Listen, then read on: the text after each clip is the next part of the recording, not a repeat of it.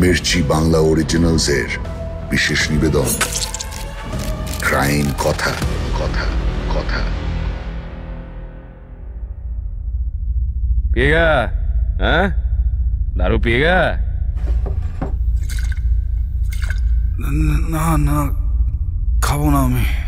বস মনে হয় ওর বাংলা রুচে না। क्या बोल रहा है? साला बांग्ला থেকে বাংলা রচে না। এ তো ভালো কথা নয়। আমি বাথরুমে যাব। जा तो এটাকে হালকা করে নিয়ে আয়। যা যা বেটা, হালকা হোকে আ যা। মির্চি বাংলা অরিজিনালসের বিশেষ নিবেদন ক্রাইম কথা। সব চরিত্র কাল্পনিক নয়। তদন্ত বৃত্তান্ত সুরবেগ বিশ্বাস, অডিও নাট্যরূপ হিন্দোল সরকার, আবহ ও ধ্বনি পরিকল্পনা দীপক রায়, পরিচালনা অরুণিমা দে, গল্প পাঠে সৌমাদিত্য মুখার্জি। নমস্কার, আমি সৌমাদিত্য। আপনারা শুনছেন ক্রাইম কথা। সব চরিত্র কাল্পনিক নয়। আজকের কাহিনী খুনের নয়, নয় কোনো চুরি, ডাকাতি বা স্মাগলিংয়ের। আজকের গল্পে যেমন আছে লোভ, আছে উশৃঙ্খলতা, তেমন আবার আছে অযাচিত জৌলুসের ভয়াবহ পরিণাম। এই কাহিনীর শুরু 2007 সালের শেষের দিকে কলকাতার পার্ক স্ট্রিটের একটা নাইট ক্লাবে। আপন খেয়ালে ঘড়ির কাঁটা এগোচ্ছে মধ্যরাতের দিকে। কলকাতার বসতি এলাকাগুলো ঘুমে ঢলে পড়ছে ইতিমধ্যেই। যদিও পার্ক স্ট্রিট সংলগ্ন এই রাস্তাটায় এখনো ঝলমলে সন্ধে হবে নাইবা কেন, এখানেই তো রয়েছে কলকাতার অন্যতম বিখ্যাত নাইট ক্লাব কসমিক পোর্টাল। কয়েক মিনিট পর পর এক একটা গাড়ি এসে দাঁড়াচ্ছে ক্লাবের গাড়ি বারান্দায়। 3 তলা বিল্ডিংয়ে একেবারে উপরে ইলেকট্রনিক বোর্ডে লেখা দ্য কসমিক পোর্টাল নামটা জল জল করছে। একটা ট্যাক্সি এসে দাঁড়ালো ক্লাবের দরজার সামনে। বছর 22-23-এর এক তরুণ বেরিয়ে এলো দরজা খুলে। বলিষ্ঠ গড়ন, ক্লিন শেভ মুখ, চেহারায় আর্য কাঠিন্য, পরনে ক্যাজুয়াল শার্ট আর জিন্স। তরুণের নাম রাহুল গুপ্তা, আমাদের আজকের গল্পের প্রধান চরিত্র। ট্যাক্সির ভাড়া মিটিয়ে রাহুল ঢুকে পড়ল ক্লাবে। বাজতে থাকা গানের তালে মাথা দোলাতে দোলাতে একটা নির্দিষ্ট টেবিলের দিকে এগিয়ে গেল। আগে থেকেই সেখানে একটা মেয়ে বসে আছে। মেয়েটিকে দেখে সহজে বয়স আন্দাজ করা যায় না। 22ও হতে পারে, আবার 30 হলেও খুব একটা অবাক হওয়ার নয়। লাস্যময় চেহারা, মুখে পাতলা মেকআপের পরত, পরনে একটা ক্রপ টপ আর জিন্স। রাহুলকে দেখতে পেয়ে হাসি ফুটল মেয়েটার মুখে। রাহুলও মুচকি হাসল। চেয়ারে বসে জিজ্ঞেস করলো, আরে পূজা, হেই, কতক্ষণ আগে এসছো? মেয়েটি একটা দীর্ঘশ্বাস ফেলল রাহুলের প্রশ্ন শুনে। তারপর অত্যন্ত নরম ঢঙে মাথা দুলিয়ে বলল, না না, এই সবে এসেছি আমি। ও নাইস নাইস নাইস। উফ, আর বলো না, এই আর কাজে নিউ মার্কেট যেতে হয়েছিল, তাই লেট হয়ে গেল। ও, কি কাজ? আরে কিছু না, ওই ফ্যামিলি বিজনেস। যতবারই ভাবি মাথা ঘামাবো না, ততবারই মাথা ঘামাতে হয়। এতক্ষণ চুল বেঁধে রেখেছিল মেয়েটি, এবার খুলে দিল। ক্লাবের রংচঙে আলোয় রাহুল দেখল একরাশ ঘন চুল রাত্রির মতো নেমে এলো পূজার কানের পাশ দিয়ে। ইতিমধ্যেই ড্রিঙ্ক সার্ভ হয়েছে টেবিলে। বরফ দেওয়া জলহীন কড়া হুইস্কির তরল। হালকা গলা ভিজিয়ে রাহুল বলল, সো কাল কি করছো? মেয়েটি কি যেন একটু ভাবল, তারপর বলল, কাল একটা ফ্রেন্ডের বাড়ি যাব। ও, ফ্রেন্ডের বাড়ি, আই সি। আমি ছাড়া তোমার আরো বন্ধু আছে সিমস। অপ্রস্তুত হাসি নেমে এলো পূজার মুখে, চোখ দুটো নেচে উঠল ঢেউয়ের মতো। বলল, কেন থাকতে পারে না? তোমার বুঝি নেই? ওয়েল, কারেন্টলি তো নেই, বাট যখন তোমার আছে মনে হয় আমাকেও খুঁজতে হবে। বেশ, খোঁজো। আজ রাত থেকেই খোঁজা শুরু করবে নাকি? হ্যাঁ, ওয়েল, আশেপাশে প্রচুর মানুষ আছে কিন্তু বন্ধু বানানোর জন্য। হোয়াটসে? না না, আপাতত প্রেজেন্ট বন্ধুকে নিয়ে কাটাই, কাল থেকে দেখা যাবে। চিয়ার্স। এই নিশি নিলয়ে প্রায়ই আসে রাহুল। কর্মচারীরা মোটামুটি সবাই ওকে চেনে, আর চিনবেন নাই বা কেন। বেরিয়ে যাওয়ার আগে অঢেল টিপস দিয়ে যায় রাহুল। পকেটে যা থাকে সব উপুর করে দিয়ে চলে যায়। কোনোদিন 500, কোনোদিন 1000, কোনোদিন আবার 2000। আগেই বলেছি এই কাহিনী আজকের নয়, 0 দশকের কাহিনী, যখন 500 টাকা নেহাত কম নয়। যে সময় সিআইডি পুলিশের পার্থ মণ্ডল বনগা যাচ্ছেন কৃষ্ণমূর্তি উদ্ধার করতে, এই গল্প মোটামুটি ওই সময়কার। রাহুলের বাড়ি এসএন ব্যানার্জি রোডে। জানবাজারে রাহুলের বাবা মুরারি সাগর গুপ্তার বিরিয়ানি ও মোগলাই মশলার পাইকারি দোকান ছিল, বেশ বড় দোকান। ঠিক ধনী না বলা গেলেও যথেষ্ট সচ্ছল পরিবার। গুপ্তা পরিবারের আদি নিবাস উত্তর ভারতে।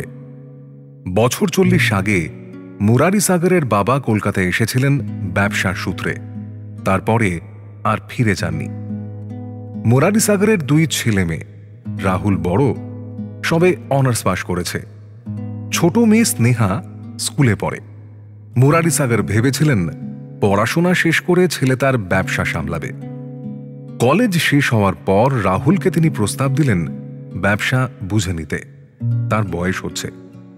রাহুল যদি পুরোপুরি যোগ নাও দেয়, কিছু কিছু কাজ এখন থেকে ধরে নিলে পরে ছেলেরই সুবিধা হবে, এমনটাই ভেবেছিলেন মুরারি সাগর। কিন্তু রাহুল রাজি হয়নি। তার চোখে তখন ভর করেছিল প্রথম যৌবনের লাগামহীন স্বপ্ন। সেই সঙ্গে মিশেছিল উশৃঙ্খল জীবনযাপন। বাবার প্রস্তাব হেলায় ঠেলে ফেলে রাহুল বলেছিল, পাপাজি শুনিয়ে, তোমার সাথে একটা কথা বলার ছিল।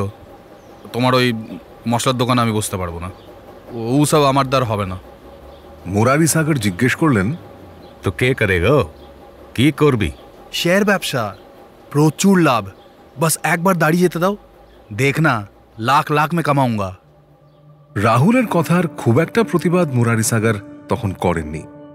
ভেবেছিলেন 2-1 বছরে এসব ভূত নেমে যাবে মাথা থেকে। ততদিনে যদি তার কয়েক হাজার টাকা নষ্ট হয় তা হোক। তিনি চেয়েছিলেন তার ছেলে নিজে থেকেই বুঝুক। কিন্তু রাহুল বোঝেনি। ওই একটু দাঁড়িয়ে যেতে সে কোনোদিনই পারেনি। বরং যত দিন এগিয়েছে তত বেশি দেনার চাপে বসে পড়তে হয়েছে তাকে। মুরারি সাগর যদিও ছেলের ধার দেনা সম্পর্কে খুব একটা খোঁজ খবর রাখতেন না।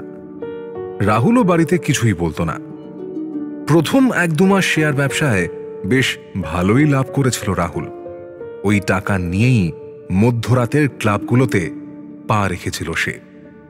মদ, মাংস আর যৌনতা কখন যে রাহুলকে আষ্টে পৃষ্ঠে জড়িয়ে ধরল তা সে নিজেও টের পেল না। ইতিমধ্যে কিছু চাটুকার বন্ধুও জুটে গেল তার। দ্বিগুণ উৎসাহে টাকা ওড়াতে শুরু করল রাহুল। ততদিনে শেয়ারের লাভ তলানিতে ঠেকেছে। শুরু হলো ধার নেওয়া। এরই মধ্যে একদিন কসমিক পোর্টাল ক্লাবে পূজার সঙ্গে আলাপ হলো রাহুলের।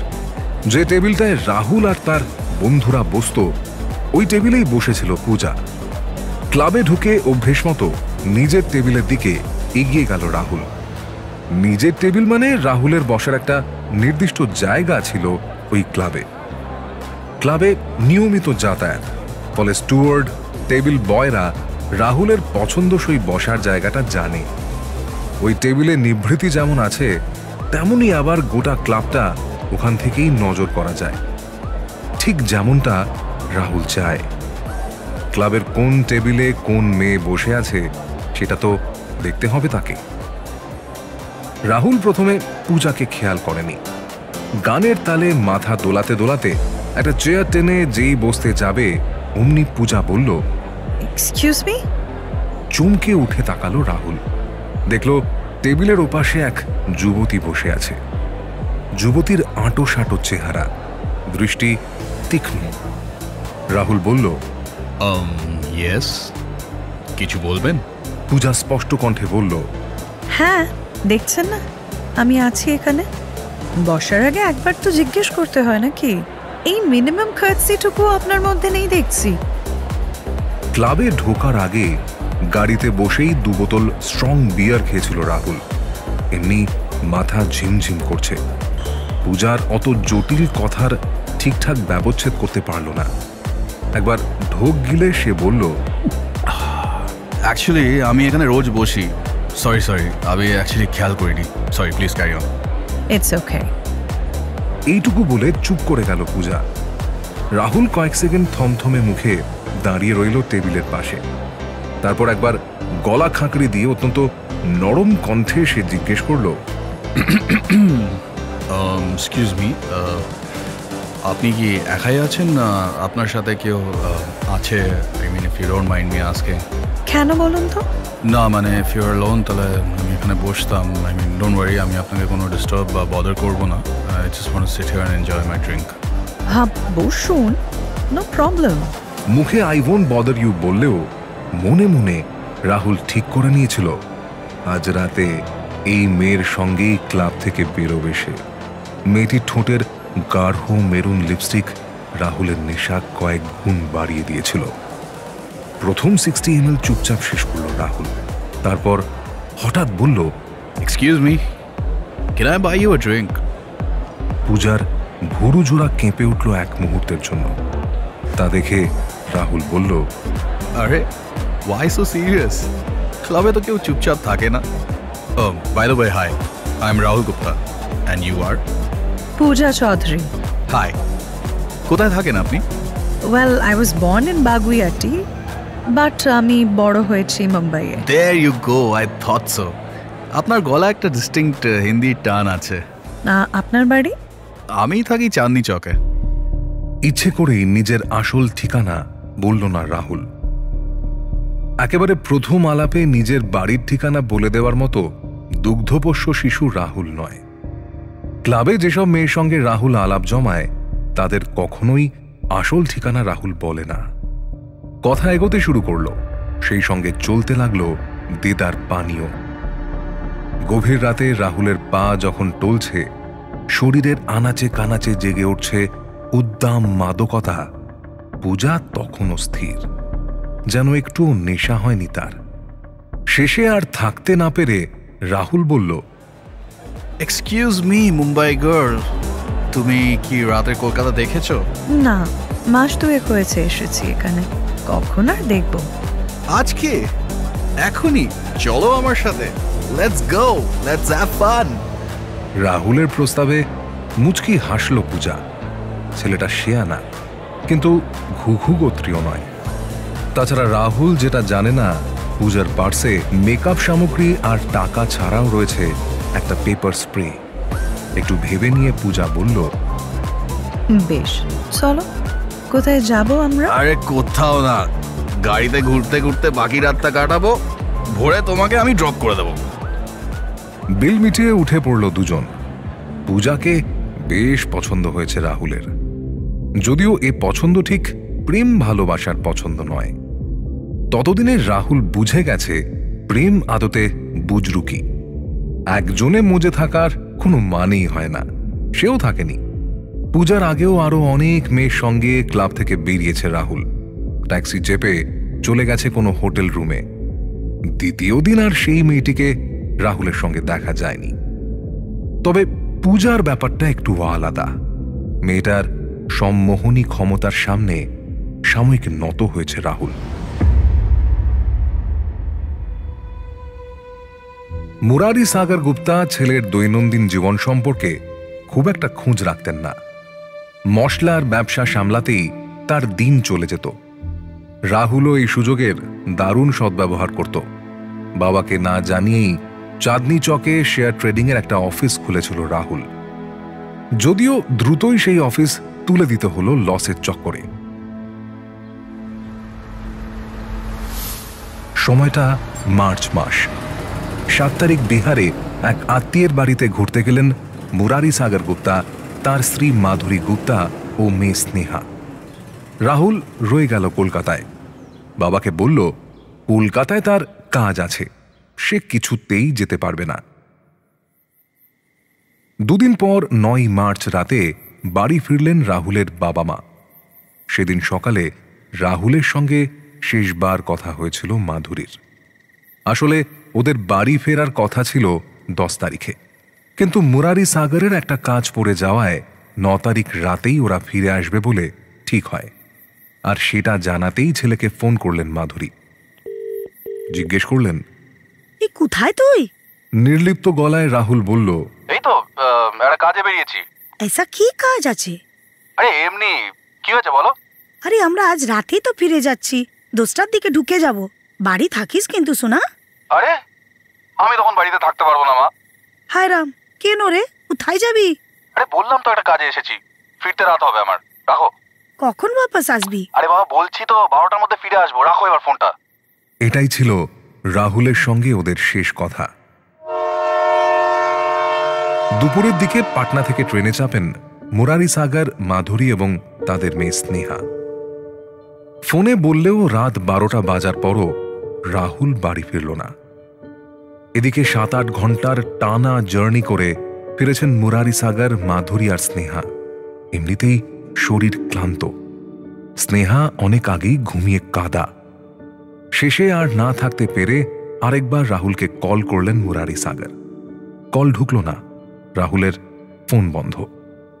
10 মিনিট পর আবার ফোন করলেন, এবারও বন্ধ। এবার মাধুরী ফোন করলেন, কিন্তু এবারও ফোন সুইচড অফ। স্বাভাবিকভাবেই দুশ্চিন্তায় পড়লেন স্বামী স্ত্রী। এত রাতে ছেলের ফোন বন্ধ। রাহুলের এক বন্ধুকে মুরারি সাগর চিনতেন, রঞ্জন। ছেলেটা মাঝে মধ্যে তাদের বাড়িও আসে। এবার তাকে ফোন করলেন মুরারি সাগর। সেও অবশ্য কোনো খোঁজ দিতে পারল না। সেদিন সন্ধে থেকে রাহুলের সঙ্গে ওর দেখাই হয়নি। মুরারি সাগর জিজ্ঞেস করলেন, হ্যালো রঞ্জন, বেটা রাহুল বলছিল কি একটা কাজ আছে, সেটা কি কাজ তুমি কিছু জানো? রঞ্জন বলল, তা তো জানি না আঙ্কেল, ওর সাথে আমার কাল দেখা হয়েছিল, তখন তো কিছু আমাকে বলেনি। আচ্ছা, যারা একটু খোঁজ খবর করে দেখো না বাবা। আমরা সারাদিন এই জার্নি করে ফিরলাম, আমার আর শরীর দিচ্ছে না ভাই। হ্যাঁ হ্যাঁ, আমি দেখছি আঙ্কেল। ঠিক হ্যাঁ বেটা, ঠিক হ্যাঁ।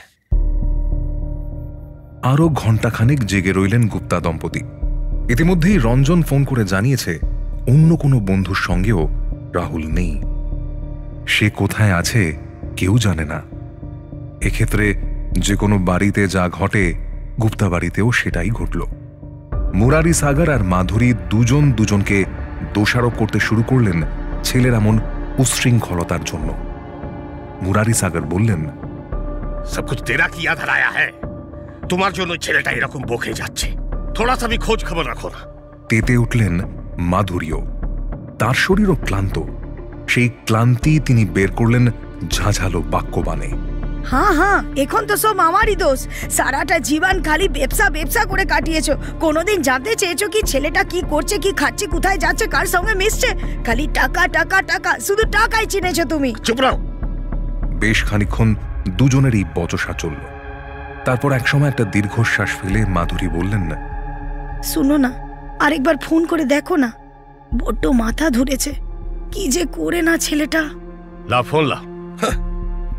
ফোন করে যদিও কোনো লাভ হলো না। ফোনের ওপাশ থেকে একটা যান্ত্রিক মহিলা কণ্ঠ জানালো, এই নম্বরে আপনি কল করছেন সেটি এখন সুইচড অফ আছে। ঘড়ির কাঁটা তখন 2টো পেরিয়েছে। সারাদিনের ক্লান্তি আর দুশ্চিন্তায় কখন যেন ঘুম নেমে এলো গুপ্তা দম্পতির চোখে। পরদিন সকালে অভ্যেস মতো যখন মাধুরী জাগলেন, ততক্ষণে এক পশলা বৃষ্টি হয়ে গেছে শহর কলকাতায়। দক্ষিণের জানলা দিয়ে মিঠে হাওয়া ঢুকছে শোবার ঘরে। এক মুহূর্তের জন্য তার মনে হলো জীবন কত সুন্দর। একটা স্বর্গীয় প্রশান্তি লুকিয়ে আছে দৈনন্দিন বেঁচে থাকার মধ্যে। কিন্তু তারপরই হঠাৎ তার মনে পড়ে গেল রাহুলের কথা। দ্রুত পায়ে ছুটে গেলেন ছেলের ঘরে। রাহুলের কাছে মেন গেটের একটা এক্সট্রা চাবি থাকত। তিনি ভেবেছিলেন হয়তো ছেলে শেষ রাতে ফিরেছে, কিন্তু না। শোয়ার ঘর, বসার ঘর, বাথরুম, ছাদ, কোথাও ছেলের কোনো অস্তিত্ব নেই।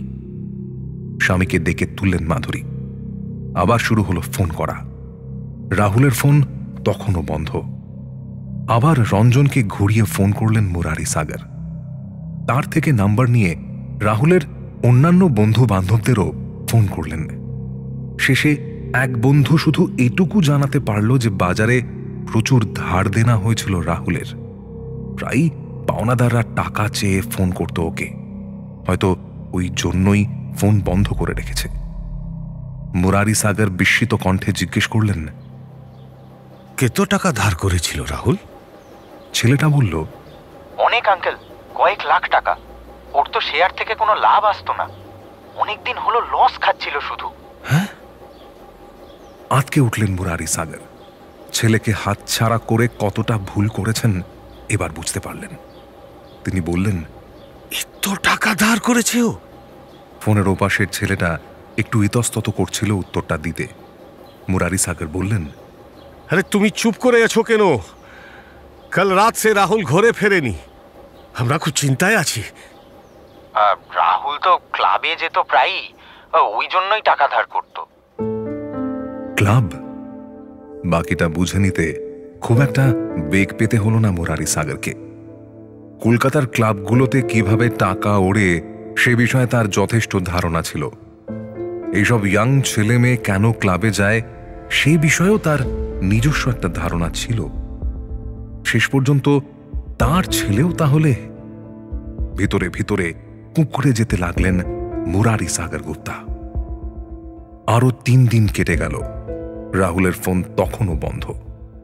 রাহুলের যে সমস্ত বন্ধুদের সঙ্গে ফোনে কথা হয়েছিল মুরারি সাগরের, তারাও বিভিন্ন জায়গায় খোঁজ খবর করে দেখল রাহুল কোথাও নেই। যে যে ক্লাবে রাহুল যেত সেখানে গিয়েও জিজ্ঞেস করল ওর বন্ধুরা, যদিও কোনো লাভ হলো না।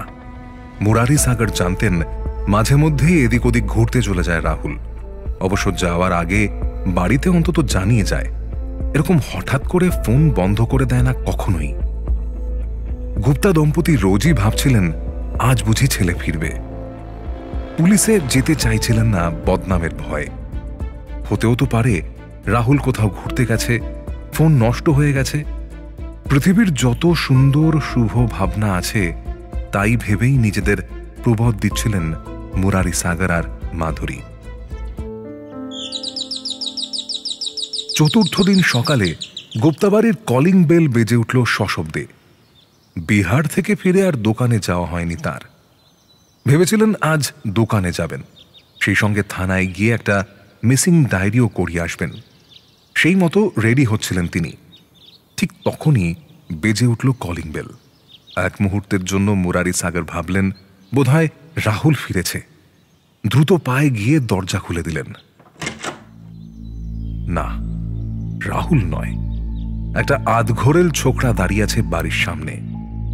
মুরারি সাগর বাইরে আসতে না আসতেই ছেলেটা একটা সিল করা এনভেলপ এগিয়ে দিল ওর দিকে। সেটা হাতে নিয়ে তিনি জিজ্ঞেস করলেন, কি এটা ভাই?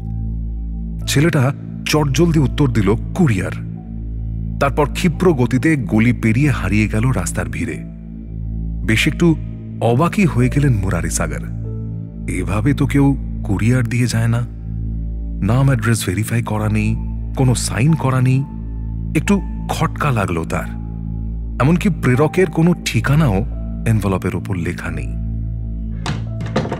ঘরে ঢুকে খামটা ছিঁড়ে ফেললেন তিনি।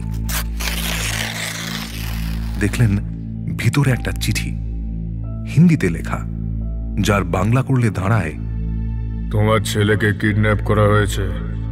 যদি জিন্দা ফেরত চাও তাহলে পুলিশকে কোনো খবর দিও না, একটা সিম কার্ড পাঠানো হয়েছে, ওটা ফোনে ঢুকিয়ে চালু রেখো, আমরা এই নাম্বারে কল করে নেব। চিঠিটা পড়ে হাত পা কেঁপে উঠল মুরারি সাগরের। কোনো মতে নিজেকে সামলে সোফায় বসলেন তিনি। সত্যি সত্যি এনভেলপের মধ্যে একটা সিম কার্ড ছিল। একটু ধাতস্থ হয়ে সিম কার্ডটা নিজের মোবাইলে ঢোকালেন মুরারি সাগর। স্ত্রীকে ডেকে খুলে বললেন সবটা। স্বামী স্ত্রী দুজনের মুখ ভয়ে ফ্যাকাশে হয়ে গেল। কি জানি বাবা কি হবে, কিডন্যাপড, বহুত ডর লাগছে। মুরারি সাগর হাঁপানির রোগী, চিন্তায় ক্রমশ নিঃশ্বাস বন্ধ হয়ে আসছে তার। শেষ পর্যন্ত অপহরণ। মাধুরী দেবী অবশ্য দ্রুতই সামলে নিলেন। তিনি শক্ত ধাঁচের নারী। স্বামীকে বললেন, শোনো, থানায় চলো তো। মুরারি সাগর আঁতকে উঠলেন, বললেন, আরে তুম শোনা নেই ক্যা বল রাহুল? ওরা বলছে কি পুলিশকে জানালে ওরা রাহুলকে মেরে দেবে। আরে ওদের তো জানাচ্ছি না আমরা। শোনো, তুমি তাড়াতাড়ি রেডি হও। যে কোনো ট্র্যাডিশনাল ক্রাইমের মধ্যে সবচেয়ে কঠিন অপরাধ হল অপহরণ বা অ্যাবডাকশন। মানুষকে খুন করা, পিটিয়ে হাত পা ভেঙে দেওয়া বা চুরি ডাকাতি করা, এসবের থেকে অ্যাবডাকশন ফর র্যানসামের পরিকল্পনা কার্যকর করা অনেক বেশি দুরূহ। অপরাধীদের ঝুঁকিও থাকে সবচেয়ে বেশি। কেবল কাউকে অপহরণ করলেই কাজ মিটে যায় না। তাকে কোথায় রাখা হবে, কোনো বাড়িতে নাকি অন্য কোনো জায়গায়? অপরাধের ভাষায় যাকে বলে গাব্বা। ঠিকঠাক গাব্বার খোঁজ করে রাখতে হয়, নয়তো এমন হলো অসতর্ক মুহূর্তে শিকার পালিয়ে গেল আর তারপর সব বলে দিল পুলিশকে। আবার এমনও হয়েছে ঠিকঠাক গাব্বার খোঁজ না পেয়ে ভিকটিমকে খুন করে ফেলেছে অপরাধীরা। এমন ঘটনাও ঘটেছে এই কলকাতাতেই। উপযুক্ত গাব্বা না পেয়ে হীরের ব্যবসায়ী কিশোর হীরাবতকে গুলি করে মেরে ফেলা হয়েছিল। অপহরণকারীরা তাদের শিকারকে বলে ধুর। আমাদের এই কেসের ধুর হল রাহুল সাগর গুপ্তা। রাহুলের বাড়ি থেকে নিউ মার্কেট থানা পায়ে হাঁটা দূরত্বে। 10 মিনিটের মধ্যে থানায় পৌঁছে গেলেন মুরারি সাগর আর মাধুরী। থানার ইন্সপেক্টর ইনচার্জ প্রশান্ত ঘোষকে খুলে বললেন সবটা। প্রশান্ত বললেন, ওরা যেরকম বলছে আপনারা সেরকমই করুন। মতলব আপনারা কুছ করবেন না? মৃদু হাসলেন প্রশান্ত। মাধুরী দেবীর উৎকণ্ঠিত চেহারা তার চোখ এড়ায়নি। তাকে আশ্বস্ত করার জন্য প্রশান্ত ঘোষ বললেন, করব, কেন করব না, কিন্তু আপাতত আমরা কোনো ডিরেক্ট অ্যাকশন নেব না। ওরা যদি একবার টের পেয়ে যায় আপনারা পুলিশকে খবর দিয়েছেন, ডেরা বদলে ফেলবে। হতে পারে আপনাদের ছেলেকে খুন করে ফেলবে। খুনের কথা শুনে এই প্রথম শিউরে উঠলেন মাধুরী দেবী। তাঁর দৃষ্টিসীমায় সাইকেডেলিক ছবির মতো ভেসে উঠল রাহুলের জন্ম থেকে বড় হওয়ার প্রতিটি মুহূর্ত। মুরারি সাগর প্রশান্ত ঘোষকে জিজ্ঞেস করলেন, তো স্যার আমরা এখন কি করব? অপেক্ষা করুন ওদের ফোনের, দেখুন কত টাকা চায় ওরা। আমরা গোপনে তদন্ত শুরু করছি। আগে আপনাদের ছেলে সেফলি ফেরত আসুক, তারপর আমরা ওদের জালে তুলব। অপহরণের কেসের ক্ষেত্রে বেশ বুঝে শুনে স্টেপ নিতে হয় পুলিশকে। সামান্য একটু ভুলে অনেক বড় ক্ষতি হয়ে যেতে পারে এক্ষেত্রে। তাই ভিকটিম সেফলি বাড়ি ফিরে না আসা পর্যন্ত পুলিশ সাধারণত প্রকাশ্যে কোনো স্টেপ নেয় না। কলের জন্য যদিও বেশিক্ষণ অপেক্ষা করতে হলো না গুপ্তা দম্পতিকে। সেদিন দুপুরেই মুরারি সাগরের ফোন বেজে উঠল। অপহরণকারীদের দেওয়া সিমটাতে কল এসেছে। আসলে অপহরণকারীরা চাইছিল একটা সিকিউর কানেকশন তৈরি করতে, তাই সরাসরি মুরারি সাগরের ফোনে কল না করে নিজেরাই একটা সিম কার্ড পাঠিয়েছিল। কাঁপা হাতে কলটা রিসিভ করলেন তিনি। হ্যালো। ফোনের ওপাশ থেকে একটা ঘর ঘরে আওয়াজ ভেসে এলো, যেন কেউ যাতায় সর্ষে পিষছে। একটা ভারী পুরুষালী কণ্ঠ শুনতে পেলেন মুরারি সাগর। হিন্দি ঘেঁষা বাংলায় লোকটা বলল, 1 কোটি টাকা রেডি রাখ, লোকেশন পরে বলে দেব। কাঁদো কাঁদো কণ্ঠে মুরারি সাগর বললেন, এত টাকা আমার কাছে নেই। আরে আমায় মিথ্যে বললে তোর ছেলেকে আর ফেরত পেতে হবে না। विश्वास करो भाई, हमार पूरा परिवार के बेचे दिलेও এত টাকা হবে না। একটা মশলার দোকান চালাই আমি জান বাজারে, অত টাকা আমি কোথায় পাবো? Hello hello hello. মুরারি সাগরের কথা শেষ হতে না হতেই ওপাশের লোকটা কল কেটে দিল। সত্যি সত্যি মুরারি সাগরের কাছে অত টাকা ছিল না। স্থাবর সম্পত্তি বলতে বাড়ি আর যানবাজারের দোকান। অপহরণকারীরা অনেকদিন ধরেই রাহুলকে লক্ষ্য করছিল। রাহুলের উদ্দাম জীবনযাপন, ক্লাবে ইচ্ছে মতো টাকা ওড়ানো দেখে ওরা ভেবেছিল ছেলেটি বোধহয় টাকার কুমির। ওরা আন্দাজও করতে পারেনি রাহুলের সমস্ত বিলাসিতা আদতে ধারের টাকায় চলে। পরদিন আবার বেজে উঠল মুরারি সাগরের ফোন। এবার অন্য একটা নাম্বার থেকে কল এসেছে। আগেরবারের ঘর ঘর শব্দ আর এবার নেই। তার বদলে মুরারি সাগরের ফোনের স্পিকারে ভেসে আসছে অসংখ্য গাড়ির শব্দ। কণ্ঠ বদলে গেছে এবার। আগেরবারে সেই ভারী পুরুষালী কণ্ঠের বদলে এবার শোনা গেল একটা খ্যানখ্যানে ভাঙা কণ্ঠ। লোকটা বলল, টাকা রেডি তো?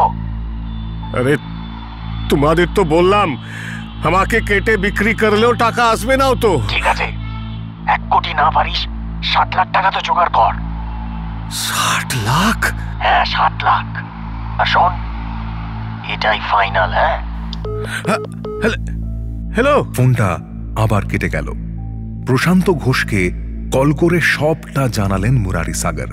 প্রশান্ত বললেন, একদিনেই ওরা 60 লাখে নেমেছে? হ্যাঁ স্যার। আর একটু নেগোশিয়েট করার চেষ্টা করুন, তবে খুব বেশি জোর দেবেন না। বেশি জোর দিলে ওরা উল্টে চেপে ধরতে পারে। সেদিন আর কোনো কল এলো না মুরারি সাগরের কাছে। যে দুটো নাম্বার থেকে অপহরণকারীরা যোগাযোগ করেছিল সেই নাম্বার দুটো আপাতত বন্ধ। মুরারি সাগর যেটা জানতেন না, পুলিশ ইতিমধ্যেই গোপনে তদন্ত শুরু করে দিয়েছে। কলকাতায় অনেক দিন এত বড় অ্যামাউন্টের মুক্তিপণ চেয়ে কাউকে অপহরণ করা হয়নি। মানে হলেও সেটা পুলিশের কান পর্যন্ত পৌঁছয়নি। শেষ যে অপহরণ কাণ্ড কলকাতা পুলিশকে স্তব্ধ করে দিয়েছিল সেটা ছিল 2001 সালে খাদিমসের কর্ণধার পার্থপ্রতিম রায়ের অপহরণ কেস। 4.25 কোটি টাকা মুক্তিপণ চেয়েছিল অপহরণকারীরা। সেই অপহরণের পিছনে হাত ছিল কুখ্যাত সন্ত্রাসী আফতাব আনসারীর। যাজ্ঞে, সে গল্প আপনাদের অন্য একদিন শোনাব। আপাতত রাহুল গুপ্তার গল্পে ফিরি। মুক্তিপণের অ্যামাউন্টটা শুনে রাহুলের বাবা মা দুজনেই চিন্তায় পড়ে গিয়েছিলেন। দোকান বাড়ি বিক্রি না করলে এত টাকা কোনোভাবেই জোগাড় করা যাবে না। আত্মীয় স্বজন যারা আছেন তারাও খুব একটা ধনী কেউ না। পরদিন সকালে আবার মুরারি সাগরের ফোন বেজে উঠল। হ্যালো। এবার ফোনের ওপাশ থেকে যে কথা বলল সে বেশ চটপটে, কথায় কোনো মারপ্যাচ নেই। বেশ স্পষ্ট কণ্ঠে সে বলল, পয়সা রেডি? আরে আপনারা কেন বিশ্বাস করছেন না? আমার কাছে অত টাকা নেই। আমি কোটিপতি নেই ভাই, আমি সাধারণ ব্যবসাদার আছি। তোর লড়কা ক্লাবে মেয়ে নিয়ে ফুর্তি করে, লাখ লাখ টাকা ওড়ায়, আর তুই বলছিস টাকা নেই। আরে আমার ছেলে ওসব ধার নিয়ে করে। বিশ্বাস না হলে ওকেই জিজ্ঞেস করুন না, বাজারে ওর কত টাকা দেনা আছে। খানিকক্ষণের জন্য নীরব হয়ে গেল ফোনের ওপাশের কণ্ঠ। উতলা হয়ে উঠলেন মুরারি সাগর। তিনি আবার বললেন, হ্যালো। আমার ছেলেকে কিছু করবেন না দয়া করে, পায়ে পড়ি আপনার দাদা। হ্যালো। ওপাশ থেকে আর কোনো উত্তর এলো না। ট্রেনের আবছা একটা হুইসল যেন কানে এলো মুরারি সাগরের। তারপর সব চুপ। কল কেটে দিয়েছে ওপাশের লোকটা। মুরারি সাগর যখন অপহরণকারীদের সঙ্গে নেগোশিয়েট করছেন, তখন লালবাজারেও মিটিং বসেছে কলকাতা পুলিশের সেন্ট্রাল ডিভিশনের। এতদিন গোপনে তদন্ত করছিল নিউ মার্কেট থানার পুলিশ। এবার কেসটা চলে গিয়েছে সরাসরি লালবাজারে। সেন্ট্রাল ডিভিশনের সব বাঘা বাঘা অফিসারদের নিয়ে তৈরি করা হলো একটা বিশেষ টিম। সেন্ট্রাল কলকাতার তৎকালীন সমস্ত ঝানু অফিসার যাদের সোর্স ছড়িয়ে ছিটিয়ে রয়েছে আশপাশে, যাদের শরীর ঝিমিয়ে যায়নি, তারা সবাই এসে ভিড় করলেন ওই টিমে। নিউ মার্কেট থানার প্রশান্ত ঘোষও ছিলেন এদের মধ্যে। তিনি লিড করছেন পুরো তদন্ত। নিরাপত্তার স্বার্থেই তখনও গুপ্তা ফ্যামিলিকে কিছুই জানায়নি পুলিশ। সব থেকে শুরুতে যে কাজটা পুলিশ করেছিল তা হলো যতগুলো কল আসতো মুরারি সাগরের ফোনে প্রত্যেকটা নাম্বার ট্রেস করা। এই কাজটা করতে গিয়েই প্রথমবার ধন্দে পড়ে গেল পুলিশ। শেষবার যে নাম্বারটা থেকে কল এসেছিল মুরারি সাগরের কাছে, যার কণ্ঠ শুনে মুরারি সাগরের মনে হয়েছিল এই লোকটাই হয়তো গ্যাংয়ের মূল পান্ডা, পুলিশ দেখল নাম্বারটা গুজরাতের। একবারের জন্য প্রশান্ত ঘোষের মনে হলো গ্যাংটা বোধহয় রাজ্যের বাইরের। এরকম মনে হওয়ার আরও একটা কারণ ছিল, কলকাতার যত তুখোর অপরাধী ছিল যারা অপহরণে সিদ্ধহস্ত, তারা সবাই তখন জেলের ভিতরে। সেদিন রাতেই আবার বেজে উঠল মুরারি সাগরের ফোন। এবার অন্য একটা নাম্বার। কল রিসিভ করলেন মুরারি সাগর। হ্যালো হ্যালো, 40 লাখ রেডি কর, আর কম হবে না। আরে আপনারা কেন আমার কথা বুঝতে পারছেন না? এত টাকা আমার কাছে নেই। আরে কভি ছিল না ভাই। একটা মশালার দোকান চালাই আমি দাদা, আমার কথা শুনো। দোকান বেচে দে। আরে আরে আমার দোকানটা বেচলেও ভি অত টাকা হবে না। না হলে ধার কর, সোচ 40 লাখ টাকা না তোর ছেলের জান। জোগাড় যদিও মুরারি সাগর করলেন না, হাজার হোক তিনি ব্যবসায়ী মানুষ, তার মন বলছিল টাকা আরো কমবে। হলো তাই। পরদিন সকালে আবার কল এলো মুরারি সাগরের ফোনে। হ্যালো, শুনবে 30 লাখ, আর 1 টাকাও কম হবে না, জায়গা বলে দেব। মুরারি সাগর বুঝলেন ওপাশের লোকটি মদ্যপ অবস্থায় রয়েছে, কণ্ঠ জড়িয়ে আসছে। তিনি বললেন, 30 লাখও আমার কাছে নেই। আমাদের সবাইকে মেরে ফেললেও এত টাকা দিতে পারবো না দাদা। জোগাড় করবে, প্রয়োজনে উধার কর। আমার ছেলের সঙ্গে আমি কথা বলতে চাই। হিন্দি সিনেমা পেয়েছিস নাকি? আমি তো ছেলের কানে ফোন ধরবো, ছেলে বলবে বাবা আমি জিন্দা আছি, তারপর তুই ওকে ভরসা দিবি। আমাদের সময় নেই, বুঝিস? টাকাটা জোগাড় করে রাখ, কাল লোকেশন বতা दूंगा। চল রাখ। 30 লাখ টাকাও কম নয়, অন্তত মুরারি সাগরের মতো মধ্যবিত্ত মানুষের কাছে। স্ত্রীর গয়না বন্ধক রেখে আত্মীয় স্বজনদের কাছ থেকে ধার করে শেষ পর্যন্ত টাকাটা জোগাড় করলেন মুরারি সাগর গুপ্তা। তারপর অপেক্ষা করতে লাগলেন কখন আবার ফোনটা বেজে ওঠে। রাহুলকে অনেকদিন ধরেই ওয়াচ করছিল অপহরণকারীরা। একটা ছেলে ক্লাবে গিয়ে দেদার টাকা ওড়াচ্ছে, মেয়েদের নিয়ে ফুর্তি করছে, হাল ফ্যাশনের দামি জামা কাপড় ছাড়া পরে না, এসি গাড়ি ছাড়া চলাচল করে না। অথচ রাহুলের এইসব বড়লোকিয়ানা যে আদতে মেকি, তা অপহরণকারীরা প্রথমে টের পায়নি। পরে ওরা যখন খোঁজ খবর করল, বুঝতে পারল কি দারুণ ভুলটাই না হয়ে গেছে। সত্যি এই ছেলের বাপ 1 কোটি টাকা দিতে পারবে না। শেষ পর্যন্ত তাই টাকার অঙ্ক কমাতে হলো। 30 লাখে রফা করল ওরা।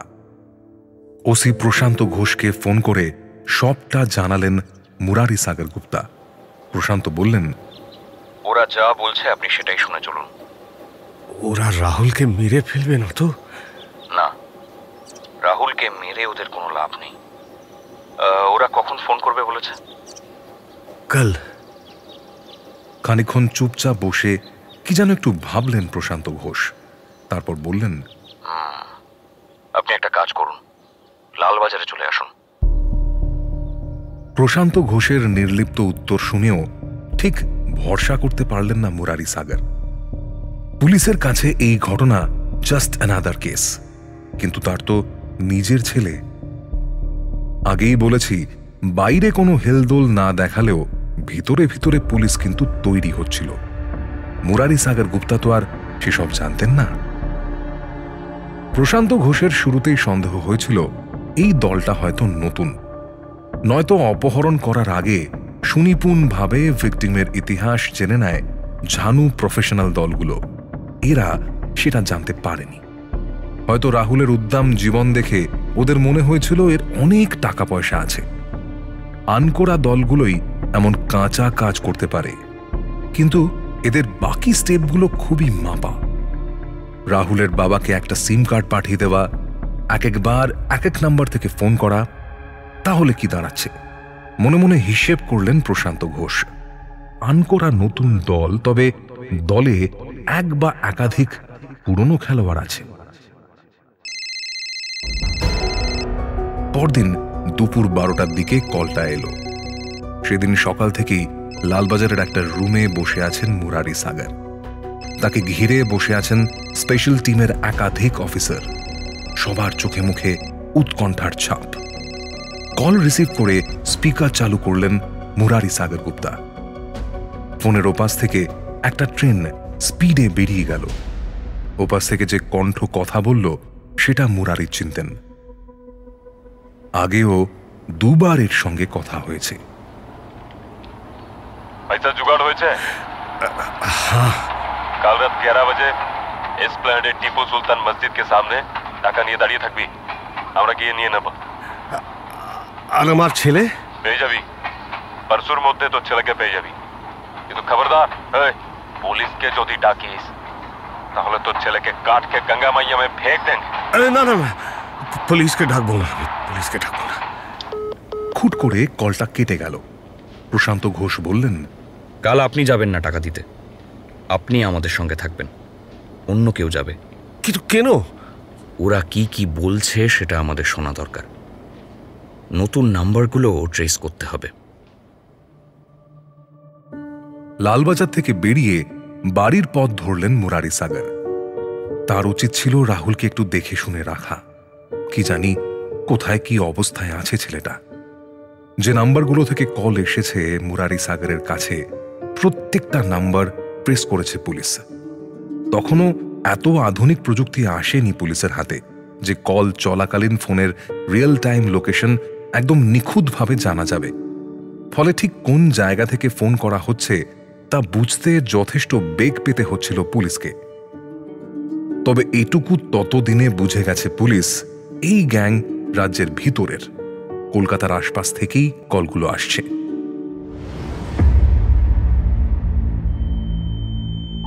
আচমকা মাথা ঝিমঝিম করে উঠল রাহুলের।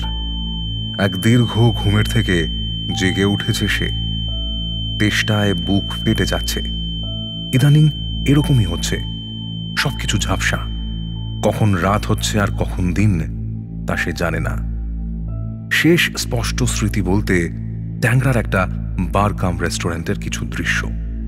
তারপর থেকে আর কিচ্ছু জানে না রাহুল।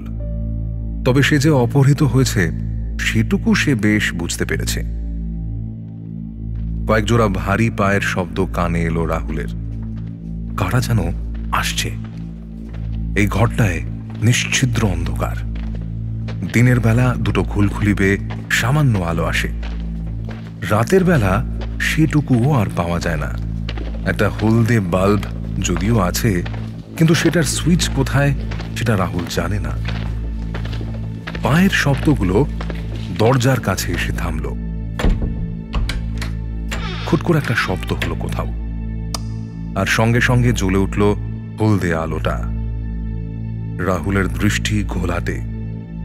যে তিনজন লোক এসে দাঁড়িয়েছে ঘরের দরজায়, তিনটে মুখকেই সে চেনে।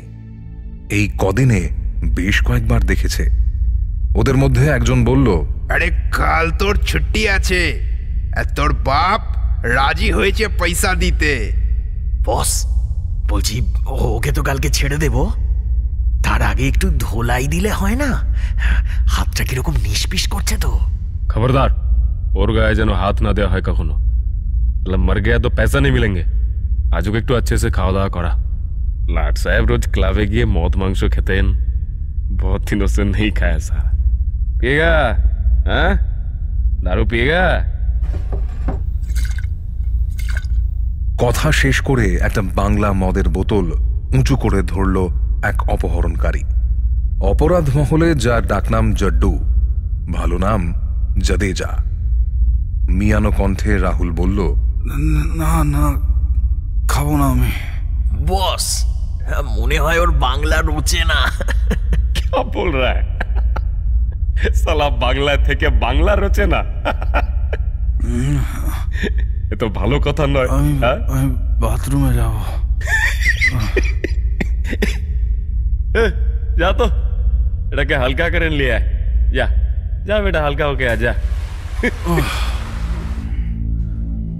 তিনজনের মধ্যে একজন হাত ধরে ওঠালো রাহুলকে। গত কয়েকদিন কেমন একটা ঘোরের মধ্যে কেটেছে ওর। দুদিন আগে ওকে অন্য একটা ঘরে রেখেছিল এরা, তার দুদিন আগে অন্য জায়গায়। প্রায় সময়ই রাহুলকে ঘুমের ওষুধ খাইয়ে রাখত ওরা। কখন কোথায় কি হচ্ছে সবকিছু ঠিকঠাক ঠাউর করতে পারত না। মাঝে মধ্যে আবছা মনে পড়ে রাহুলের, বোধহয় পূজা এসেছিল। পূজা না, ওর আসল নাম তো পূজা নয়। এতদিনে সেটা বুঝে গেছে রাহুল। কি জানি নাম ওর, শুধু চেহারাটা এখনো অস্পষ্ট ভাসে। ওর মাথায় হাত বুলিয়ে পূজা জিজ্ঞেস করেছিল, আহা, খুব কষ্ট হচ্ছে? রাহুল তখন প্রায় ঘুমন্ত। পূজার স্পর্শ পেয়ে এক মুহূর্তের জন্য ভুলে গিয়েছিল সমস্ত বাস্তব। ভুলে গিয়েছিল ওকে অপহরণ করা হয়েছে।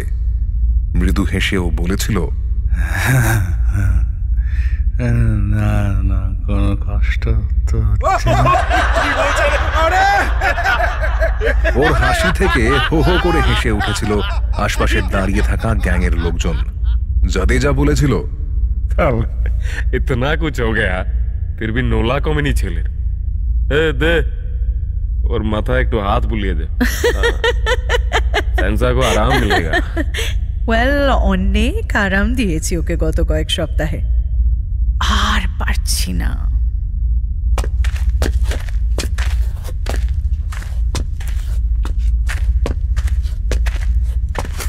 ছেলেটার হাত ধরে এ ঘর ও ঘর পেরিয়ে একটা ঘুপচি বাথরুমে ঢুকলো রাহুল। বাথরুমের জানলার কাঁচটা ভাঙা। ওই ভাঙা জায়গা দিয়ে এক ঝলক আলো এসে পড়ছে ভিতরে। প্যান্টের চেন খুলতে খুলতে ওই জানলা দিয়ে বাইরের দিকে তাকালো রাহুল। বাইরে কি যেন একটা দেখা যাচ্ছে না? কি একটা লেখা ইংরেজিতে। চোখ টেনে লেখাটা পড়বার চেষ্টা করল। TI। বিড়বিড় করে পড়তে পড়তে হঠাৎ মাথা ঘুরে গেল ওর। প্রত্যেক দিন কড়া ডোজের ঘুমের ওষুধ তার শরীরকে অনেকটাই দুর্বল করে দিয়েছে। জ্ঞান হারিয়ে বাথরুমের ফ্লোরেই পড়ে গেল রাহুল সাগর গুপ্তা।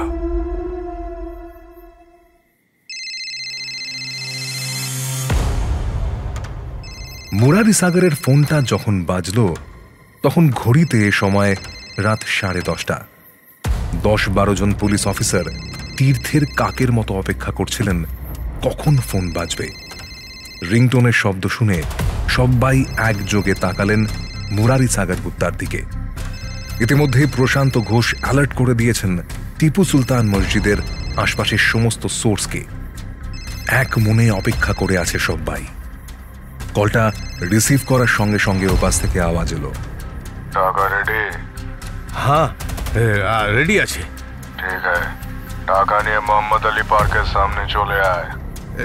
लेकिन कल যে বলেছিলেন কি টিপু সুলতান মসজিদের সামনে? কাল কি বলেছিলাম ভুলে যাবে? মোহাম্মদ আলী পার্কের সামনে আ।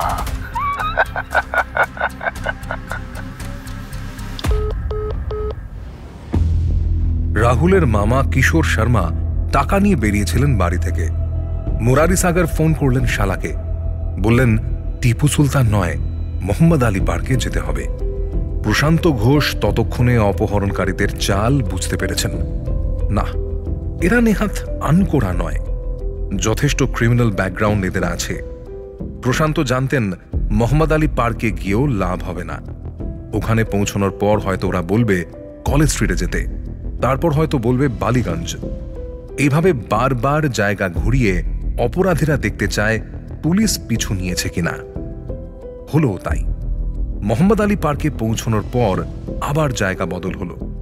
এবার যেতে বলল শ্যামবাজার মেট্রোর সামনে, সেখান থেকে শিয়ালদা, তারপর দেওদা স্ট্রিট ঘুরে বেগবাগান রো। প্রায় 3 ঘন্টা একটা হলুদ ট্যাক্সিতে চেপে কলকাতার এ রাস্তা ও রাস্তা ঘুরে বেড়ালেন কিশোর শর্মা। শেষ পর্যন্ত গোল পার্কের কাছে একটা গলিতে যখন গাড়িটা দাঁড়ালো, এক যুবতী এসে টোকা মারল গাড়ির কাঁচে। গাড়ি থেকে নামলেন কিশোর, তারপর ব্যাগটা এগিয়ে দিলেন তার দিকে। ব্যাগটা নিয়ে কোনো কথা না বলে যুবতী চলে গেল গলির ভিতরে। এই ঘটনার মিনিট 5 পর আবার ফোন বেজে উঠল মুরারি সাগর গুপ্তার। সেই মদ্যপ কণ্ঠটা আবার শুনতে পেলেন মুরারি সাগর। লোকটা বলল, কাল তো ছেলেকে পেয়ে যাবি, ওই সিম কার্ডটা এবার ফেলে দে। পুলিশের 2-1 গুরুত্বপূর্ণ সোর্সও তখন লালবাজারে ছিল।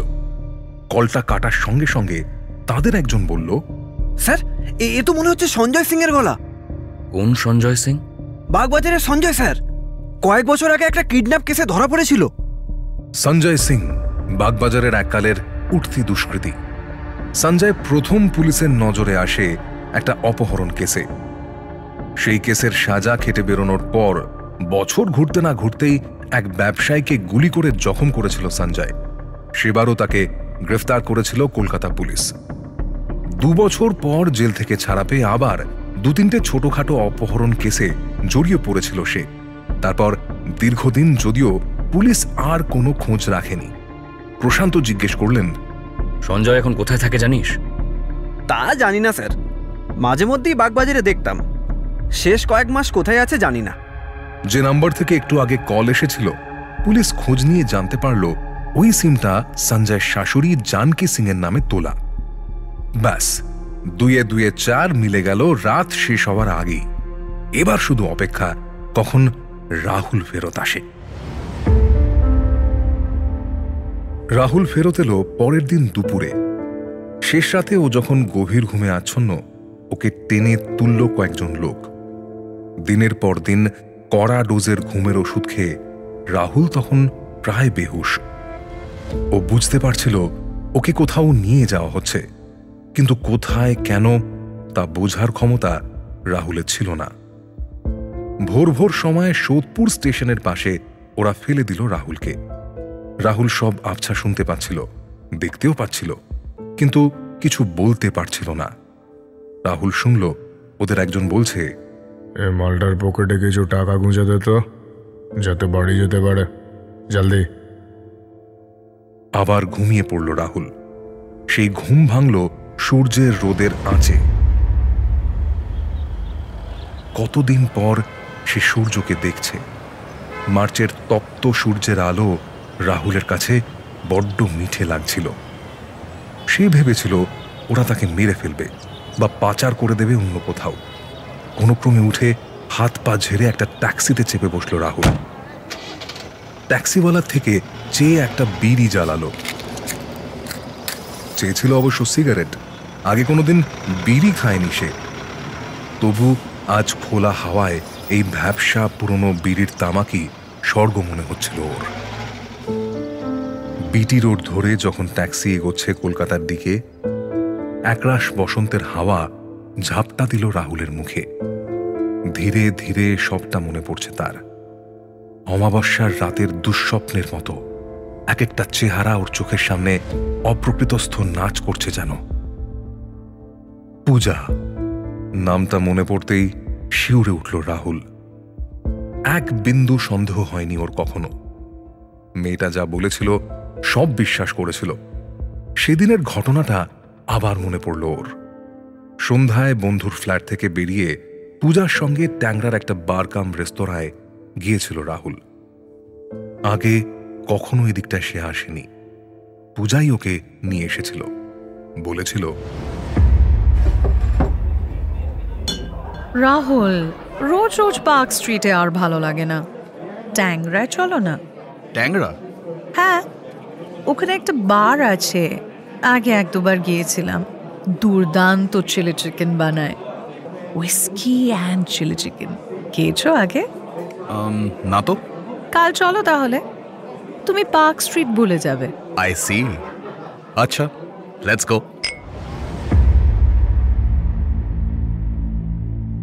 পার্ক স্ট্রিটের মতো আলো ঝলমলে পরিবেশ ট্যাংরায় নেই, বরং আলো আধারির দোলাচল ঘিরে রেখেছে এই রেস্টুরেন্ট কাম বারের পরিবেশ। রাহুলের জন্য হুইস্কি আর নিজের জন্য একটা বিয়ার অর্ডার করল পূজা, সেই সঙ্গে এই রেস্টুরেন্টের বিখ্যাত ড্রাই চিলি চিকেন। দুটো 60 ml শেষ করার পর খানিকটা হালকা হতে এবার বাথরুমে গেল রাহুল। যতক্ষণে সে ফিরে এলো দেখল আরো দুটো গ্লাস সাজিয়ে বসে আছে পূজা। রাহুল বলল, তুমি তো বিয়ার খাচ্ছিলে, রাইট? এখন হুইস্কি খাবো। কেন, বিয়ার খেলে বুঝি হুইস্কি খাওয়া যায় না? অফকোর্স নট, এরকম কিছু নেই। Please please have some. Cheers. পূজার কথা শুনে হাসতে হাসতে বসে পড়ল রাহুল। তখনও সে বোঝেনি তার সামনে রাখা হুইস্কির গ্লাসে ঘুমের কড়া ওষুধ মিশিয়ে দিয়েছে পূজা। পেকটা শেষ করতে না করতেই শরীরটা কেমন গুলিয়ে উঠল রাহুলের। অবশ হয়ে এলো হাত পা। তারপর শুধু আলো আর অন্ধকারের আসা যাওয়া। রাহুল বাড়ি ফিরে আসার পর সেদিন বিকেলেই অভিযান শুরু করে কলকাতা পুলিশ। একদম শুরুতে পুলিশ ভেবেছিল রাহুল যাদের থেকে টাকা ধার নিয়েছিল তাদের কেউই সঞ্জয় সিংকে দিয়ে ওকে অপহরণ করিয়েছে। তাদেরকেও লালবাজারে ডেকে জিজ্ঞাসাবাদ করল পুলিশ। তাতে যদিও কোনো লাভ হলো না। এরা সবাই মোটামুটি ছাপোষা নাগরিক। রাহুলকে অপহরণ করা বা করানোর মতো সাহস এদের নেই। রাহুল একটু সুস্থ হতেই নানাভাবে জিজ্ঞেস করা হলো তাকে। যে গাব্বায় ওকে রাখা হয়েছিল তার হদিশ না পাওয়া গেলে তদন্ত এগোবে না। প্রশান্ত ঘোষ জিজ্ঞেস করলেন, কিছু কি আপনার মনে আছে? কোথায় রাখা হয়েছিল আপনাকে?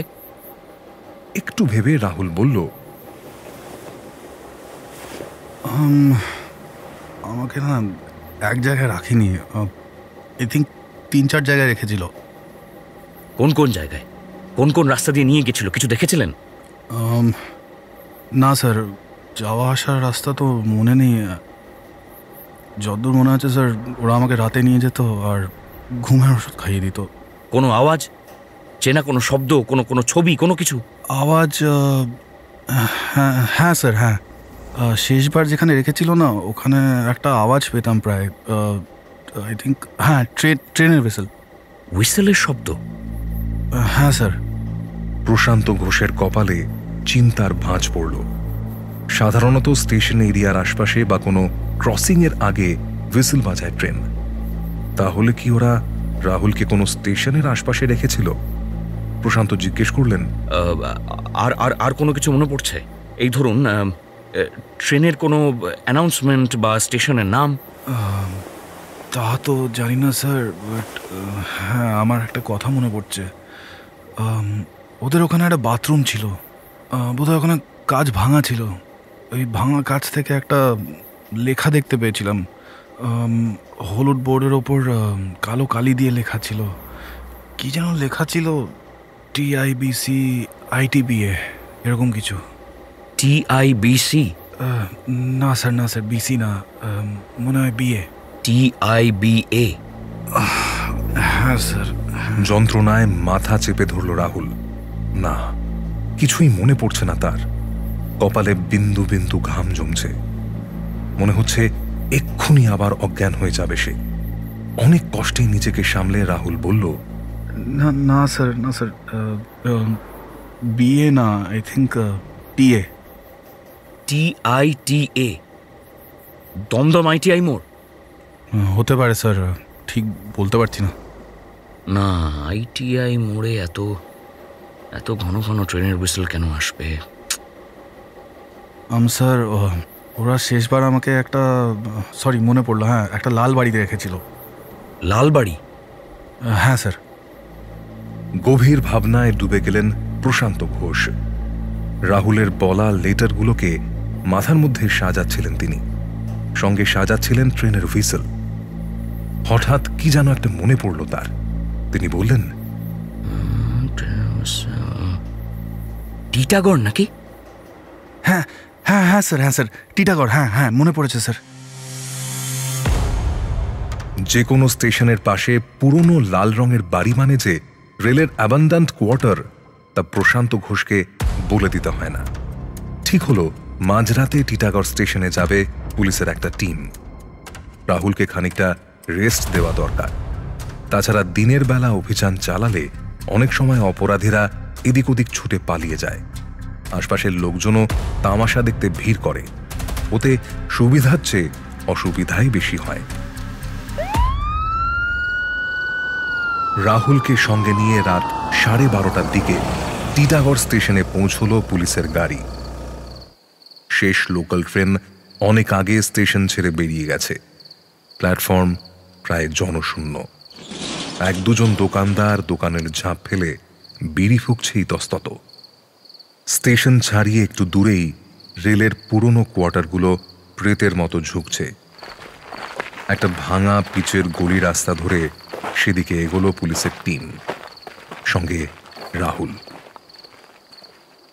কোয়ার্টারগুলো সবই প্রায় দখল হয়ে গেছে। মোটামুটি যেগুলো ভালো অবস্থায় আছে সেগুলো লোকাল চ্যাংরা নেতারা দখল করেছে, বাকিগুলো কিছু ছিন্নমূল পরিবার। এক একটা কোয়ার্টার বেশ খুঁটিয়ে দেখতে লাগলো রাহুল। প্রতিটা কোয়ার্টারই মোটামুটি একই ধাঁচের। বিবর্ণ লাল ইটের দেওয়াল, দেওয়ালের জায়গায় জায়গায় আগাছা জন্মেছে। দু একটা বাদ দিয়ে বেশিরভাগ কোয়ার্টারগুলোতে ইলেকট্রিসিটি নেই। 3-4টে কোয়ার্টার পেরিয়ে একটা দোতলা কোয়ার্টারের সামনে এসে থমকে দাঁড়ালো রাহুল। ওই তো দোতলার বাথরুমের জানলাটা ভাঙা, এটায় ইলেকট্রিক লাইনও আছে। রাস্তার তার থেকে হুক ফেলে নেওয়া হয়েছে লাইন। এটাই। প্রশান্ত ঘোষের দিকে তাকিয়ে মৃদু স্বরে সে বলল, স্যার এটাই এটাই। হালকা গানের আওয়াজ ভেসে আসছে ঘরের ভিতর থেকে। হিন্দি গান, কয়েকটা মদ্যপ গলাও কানে এলো প্রশান্তর। চোখের ইশারায় তিনি টিমের বাকিদের বাড়িটার আশপাশে অবস্থান নিতে বলে দরজায় টোকা দিলেন।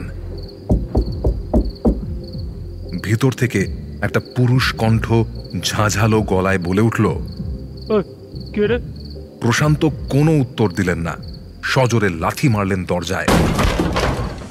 2 পাল্লার পুরনো কাঠের দরজা এক লাথিতেই ভেঙে পড়ল। প্রায় সঙ্গে সঙ্গে স্রোতের মতো ঘরের ভিতরে ঢুকে পড়লেন প্রশান্ত সহ 4 জন পুলিশ অফিসার। ঘরের ভিতরে একটা লো পাওয়ারের লাল আলো জ্বলছে। সেই আলোয় প্রশান্ত দেখলেন একটা ছোটখাটো মজলিস বসেছে ভেতরে। 4 জন পুরুষ আর 1 জন নারী, সবাই মদ্যপ। মেয়েটা একজন পুরুষের গায়ে গা এলিয়ে দিয়ে খিলখিল করে হাসছে। 4 জন মধ্যবয়সী পুরুষকে পিস্তল আর টর্চ হাতে দেখে 1 সেকেন্ডের জন্য ভ্যাবাচাকা খেয়ে গেল ওরা সবাই। তারপর মুহূর্তের মধ্যে পুরো বিষয়টা বুঝতে পেরে চুপসে গেল ওদের মুখগুলো। হঠাৎই একটা হুলস্থুল কাণ্ড শুরু হলো ঘরের ভিতরে। 2 জন হুড়মুড়িয়ে উঠে পালাতে চাইল পিছনের দরজা দিয়ে। মেয়েটাও চেষ্টা করলো পালানোর, কিন্তু পিছনের দরজাতেও পুলিশ দাঁড়িয়েছিল, ফলে কোনো লাভ হলো না। মিনিট 5 মধ্যে ওদের হাতে হাত করা পরিয়ে দিল পুলিশ। এতক্ষণে ঘরে ঢুকলো রাহুল। প্রশান্ত জিজ্ঞেস করলেন, দেখুন তো এদের মধ্যে কাউকে চিনতে পারেন কিনা? এক নজর বুলিয়ে রাহুল ঘাড় নাড়ল। সে চিনতে পেরেছে। ওই মুখ সে আর কোনোদিন ভুলতে পারবে না। রাহুল বলল, স্যার স্যার ওই মেয়েটা, স্যার স্যার ওই মেয়েটা পূজা। বাকিদের নাম আমি জানি না, তবে দেখেছি স্যার, ওরাই আমাকে পাহারা দিত। পরদিন দুপুরের মধ্যেই গ্যাংয়ের প্রায় সবাই ধরা পড়ে গেল। বাগুইয়াটির বাড়ি থেকে সঞ্জয় সিং এর বউ প্রীতিকেও গ্রেফতার করল পুলিশ। কেবল 2 জনকে ধরা গেল না, সঞ্জয় সিং আর তার ডান হাত অজয় জাদেজা। ম্যারাথন জিজ্ঞাসাবাদ শুরু করল পুলিশ। ঘন্টার পর ঘন্টা প্রশ্ন করা হলো সঞ্জয় সিং এর স্ত্রী প্রীতিকে। প্রীতির যদিও একটাই উত্তর। সে বারবার বলল, স্যার স্যার বিশ্বাস করুন স্যার, আমি জানি না ও কোথায় আছে। সঞ্জয়কে শেষ কখন দেখেছিস? পরশু সকালে স্যার। যেদিন রাহুলকে ছেড়ে দেওয়া হয়েছিল? হ্যাঁ স্যার, তারপর ও আর জড্ডু ওরা কোথায় যেন চলে গেল স্যার, আর ফিরল না। তোর সঙ্গে ফোনে কথা হয়নি? না স্যার, না, কথা হয়নি স্যার। গ্যাংয়ের অন্যান্যদের কাছ থেকেও একই উত্তর এলো। ওরা কেউই সঞ্জয় এবং জাদেজার খোঁজ জানে না। কেউ বলল রাজ্যের বাইরে চলে গেছে, অনেক জায়গায় ডেরা আছে সঞ্জয়ের। কেউ আবার বলল পাহাড়ের কোনো ডেরায় চলে গেছে। মোদ্দা কথা, ক্রাইমের দুই মাস্টার মাইন্ডকে কোনোভাবেই ট্রেস করতে পারল না পুলিশ। কথায় বলে অপরাধের কারণ লুকিয়ে থাকে অপরাধীর পূর্ব জীবনের মধ্যে। সঞ্জয় সিং এর শরীরে যে একজন জাত ক্রিমিনালের রক্ত বইছে তা কিন্তু অনেক আগেই টের পাওয়া গিয়েছিল। টের পেয়েছিল খোদ কলকাতা পুলিশই। তবু কোনো এক অজানা কারণে তারা খুব একটা পাত্তা দেয়নি সঞ্জয়কে। এবার আমরা জানব সঞ্জয়ের জীবনের নেপথ্য কাহিনী। বাগবাজার ঘাটের একটা রোগা প্যাংলা ছেলে, বন্ধুদের সঙ্গে আড্ডা খেউর করেই যার দিন কাটত, সেই ছেলে কিভাবে অপহরণ করল রাহুল গুপ্তাকে। তার জন্য আমাদের চলে যেতে হবে আরও প্রায় 10 বছর পিছনে। কবির রোড হত্যাকাণ্ড ঘটার বছর দেড়েক পরের কথা। আচমকা অপহৃত হলেন মধ্য কলকাতার এক ব্যবসায়ী।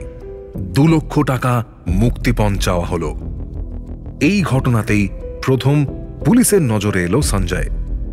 ছিপছিপে শ্যামলা এক যুবককে যখন গ্রেফতার করল পুলিশ, তারা নিজেরাও অবাক হয়ে গেছিল। এমন একটা সহজ সরল চেহারার ছেলে কিভাবে অপহরণ করতে পারে। 2 বছর জেল খেটে ছাড়া পেল সঞ্জয়। জেলে বসেই একে একে তার আলাপ হলো কলকাতার দাগি সব ক্রিমিনালদের সঙ্গে। জাদেজার সঙ্গেও ওখানেই পরিচয় সঞ্জয়ের। সঞ্জয় ছাড়া পেল 2004-এ, জাদেজা 2005। 2 বছর পর বড়বাজারের এক ব্যবসায়ীকে গুলি করে জখম করল সঞ্জয়। আবার বছর খানেকের জন্য তার জেল হল। সঞ্জয়ের এই বারবার জেলে যাওয়ার পিছনে একটা কারণ ছিল। ও কলকাতার অপরাধ জগৎটাকে ভালোভাবে চিনে নিতে চাইছিল। সেবার জেল থেকে বেরিয়ে বাংলা ছেড়ে কিছুদিন বিহারে চলে গেল সঞ্জয়। বিহারের আরা জেলায় দাগি অপরাধী মাধব কুমারের বাড়ি। অপরাধ জগতে যার ডাকনাম ল্যাংড়া মাধব। মাধবী সঞ্জয়কে বলল, সঞ্জয় শোন, যদি অপরাধ শিখতে চাস তাহলে বোম্বে চলে যা। একটু অবাক হলো সঞ্জয়। কলকাতায় এত দাগি অপরাধীদের সে দেখেছে। তার মনে হয়েছিল এদের থেকে ভয়ঙ্কর হয়তো কেউ হতে পারে না। সে বলল, বোম্বে কেন? কলকাতায় বসেও তো হয়। আরে কলকাতা হলো স্কুল, বুঝলি, হাই স্কুল। বোম্বে হচ্ছে কলেজ, ইউনিভার্সিটি সব। ওখানে এক একটা গলিতে যে কটা খুনি বসে পাও ভাজি খায়, সারা কলকাতাতেও অতজন ক্রিমিনাল নেই রে। আরে সিনেমা টিনেমা কিছু দেখিস না নাকি? হ্যাঁ, তা তো দেখি, কিন্তু ওসব কি সত্যি? সব সত্যি। শোন, কলকাতার পাড়ায় পাড়ায় যেমন দুর্গাপুজো, মুম্বাইয়ের পাড়ায় পাড়ায় তেমনই এক একজন ডনের আস্তানা, বুঝলি। সঞ্জয়কে বুঝিয়ে তাকে মুম্বাই পাঠালো মাধব। মুম্বাই তখন অপরাধীদের স্বর্গরাজ্য। মুম্বাইতে সন্ত্রাসী কর্মকাণ্ডে হাত পাকানোর পাশাপাশি সঞ্জয় একটা নতুন কাজ শুরু করল। পুনা হাইওয়ের পাশে দাঁড়িয়ে থাকা কলগার্লদের দালালের কাজ। নেহাত পয়সার লোভেই কাজটা শুরু করেছিল। যদিও খুব দ্রুতই বুঝতে পারল কলগার্লদের যদি ঠিকমতো কাজে লাগানো যায় তাহলে অনেক বড় ক্রাইমও অনেক সহজে করে ফেলা যায়।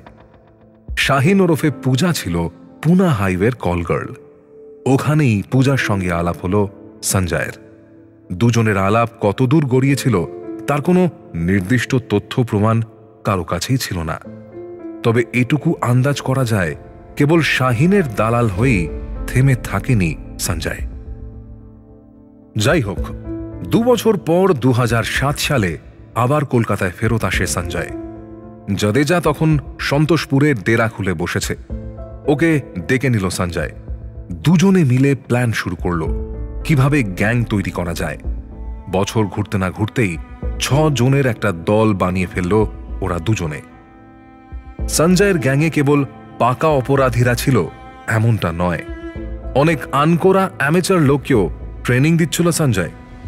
রাহুল গুপ্তা অপহরণ কেসে পুলিশ যাদের গ্রেফতার করেছিল তাদের মধ্যে একজন ছিল এমবিএ ছাত্র, অন্য একজন অবসরপ্রাপ্ত সেনা সদস্য। এতই বিস্তৃত ছিল সঞ্জয়ের হাত। যদি না রাহুল টিটাগড় লেখাটা মনে করতে পারত এবং পুলিশ ওদের ধরতে না পারত, তাহলে আরো অনেকগুলো অপহরণ ঘটতে পারত কলকাতায়। গ্যাং তৈরির 6 মাসের মধ্যে রাজু আর বাদশা নামে 2 ভাইকে অপহরণ করল সঞ্জয়ের গ্যাং। এই কেস যদিও পুলিশের কাছে পৌঁছয়নি, বাদশার বাড়ির লোকজন মুক্তিপণ দিয়ে ছাড়িয়ে নিয়েছিল বাদশা আর রাজুকে। এদের পর সঞ্জয়ের টার্গেট ছিল রাহুল সাগর গুপ্তা। সঞ্জয় রাহুলকে প্রথম দেখেছিল পার্ক স্ট্রিটের একটা ক্লাবে। উত্তাল মদ খেয়ে নিতান্ত অবহেলায় 2 500 টাকার নোট ওয়েটারের দিকে ছুঁড়ে দিয়েছিল রাহুল। এই দৃশ্যটাই নজরে পড়েছিল ওর। জাদেজাও সেদিন ওর সঙ্গে ছিল। ওকে দেখিয়ে সঞ্জয় বলল, জড্ডু, ওই টেবিলের মালটাকে দেখ, আজ ঝাড়লে 500 কম পড়ছে না। দেখেছি আমি। प्लान बना। हाँ, कौन तुलबी? क्लब से निकलने के बाद? पार्क स्ट्रीट से नहीं उठा सकते, पकड़ा जाऊंगा। कि আমাদের কোনো চেনা জায়গায় নিয়ে যেতে হবে। कॉल लेगा? আছে একজন, তুই চিনিস না, আমি চিনি। कौन? পূজা, ভালো নাম শাহিন পাঠান। কাকা মেরে মেয়ে নয় বে, বল অ্যাটম বাম। বোম্বাইতে থাকে, ওকে আনবো। শুরু হয়ে গেল প্ল্যানিং। একে একে প্ল্যানে যোগ দিল সঞ্জয়ের স্ত্রী প্রীতি, লাংড়া মাধব, শাহিন, প্রত্যেকে। কোটি টাকার দাও নেহাত কম কথা নয়। আপনারা নিশ্চয়ই এতক্ষণে বুঝতে পেরেছেন অপহরণ করাটা কতটা জটিল। ঠিক ততটাই কঠিন অপহরণকারীদের ধরা। এই কঠিন কাজটাই মোটামুটি 1.5 সপ্তাহের মধ্যে শেষ করে ফেলেছিল কলকাতা পুলিশ। এবার সেই কাহিনী আপনাদের বলবো। এতক্ষণ খুব স্বল্প পরিসরে আপনাদের তা শুনিয়েছি, আবার শুরু থেকে বিস্তারিত বলছি। আমরা শুরু করব মুরারি সাগর গুপ্তা যখন চিঠিটা নিয়ে থানায় গেলেন তখন থেকে। রাহুলের ঘটনার আগে কয়েক বছর ধরে যেসব অপহরণ হচ্ছিল সেগুলো ঠিক মুক্তিপণের জন্য অপহরণ নয়। কোনোটা তোলা না পেয়ে অপহরণ, কোনোটা পাওনা টাকা না পেয়ে অপহরণ। তবে ক্লাসিক্যাল অপহরণ ছিল রাহুল গুপ্তার কেসটা। বেশ কয়েক বছর পর খাস কলকাতায় এমনটা হওয়ায় লালবাজারও চিন্তায় পড়ে যায়।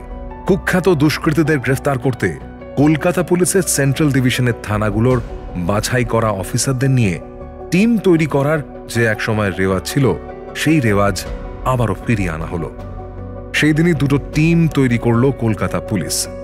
একটা তৈরি হলো ওসি এআরএস এর নেতৃত্বে, এআরএস অর্থাৎ অ্যান্টি রাউডি সেকশন বা গুন্ডা দমন শাখা।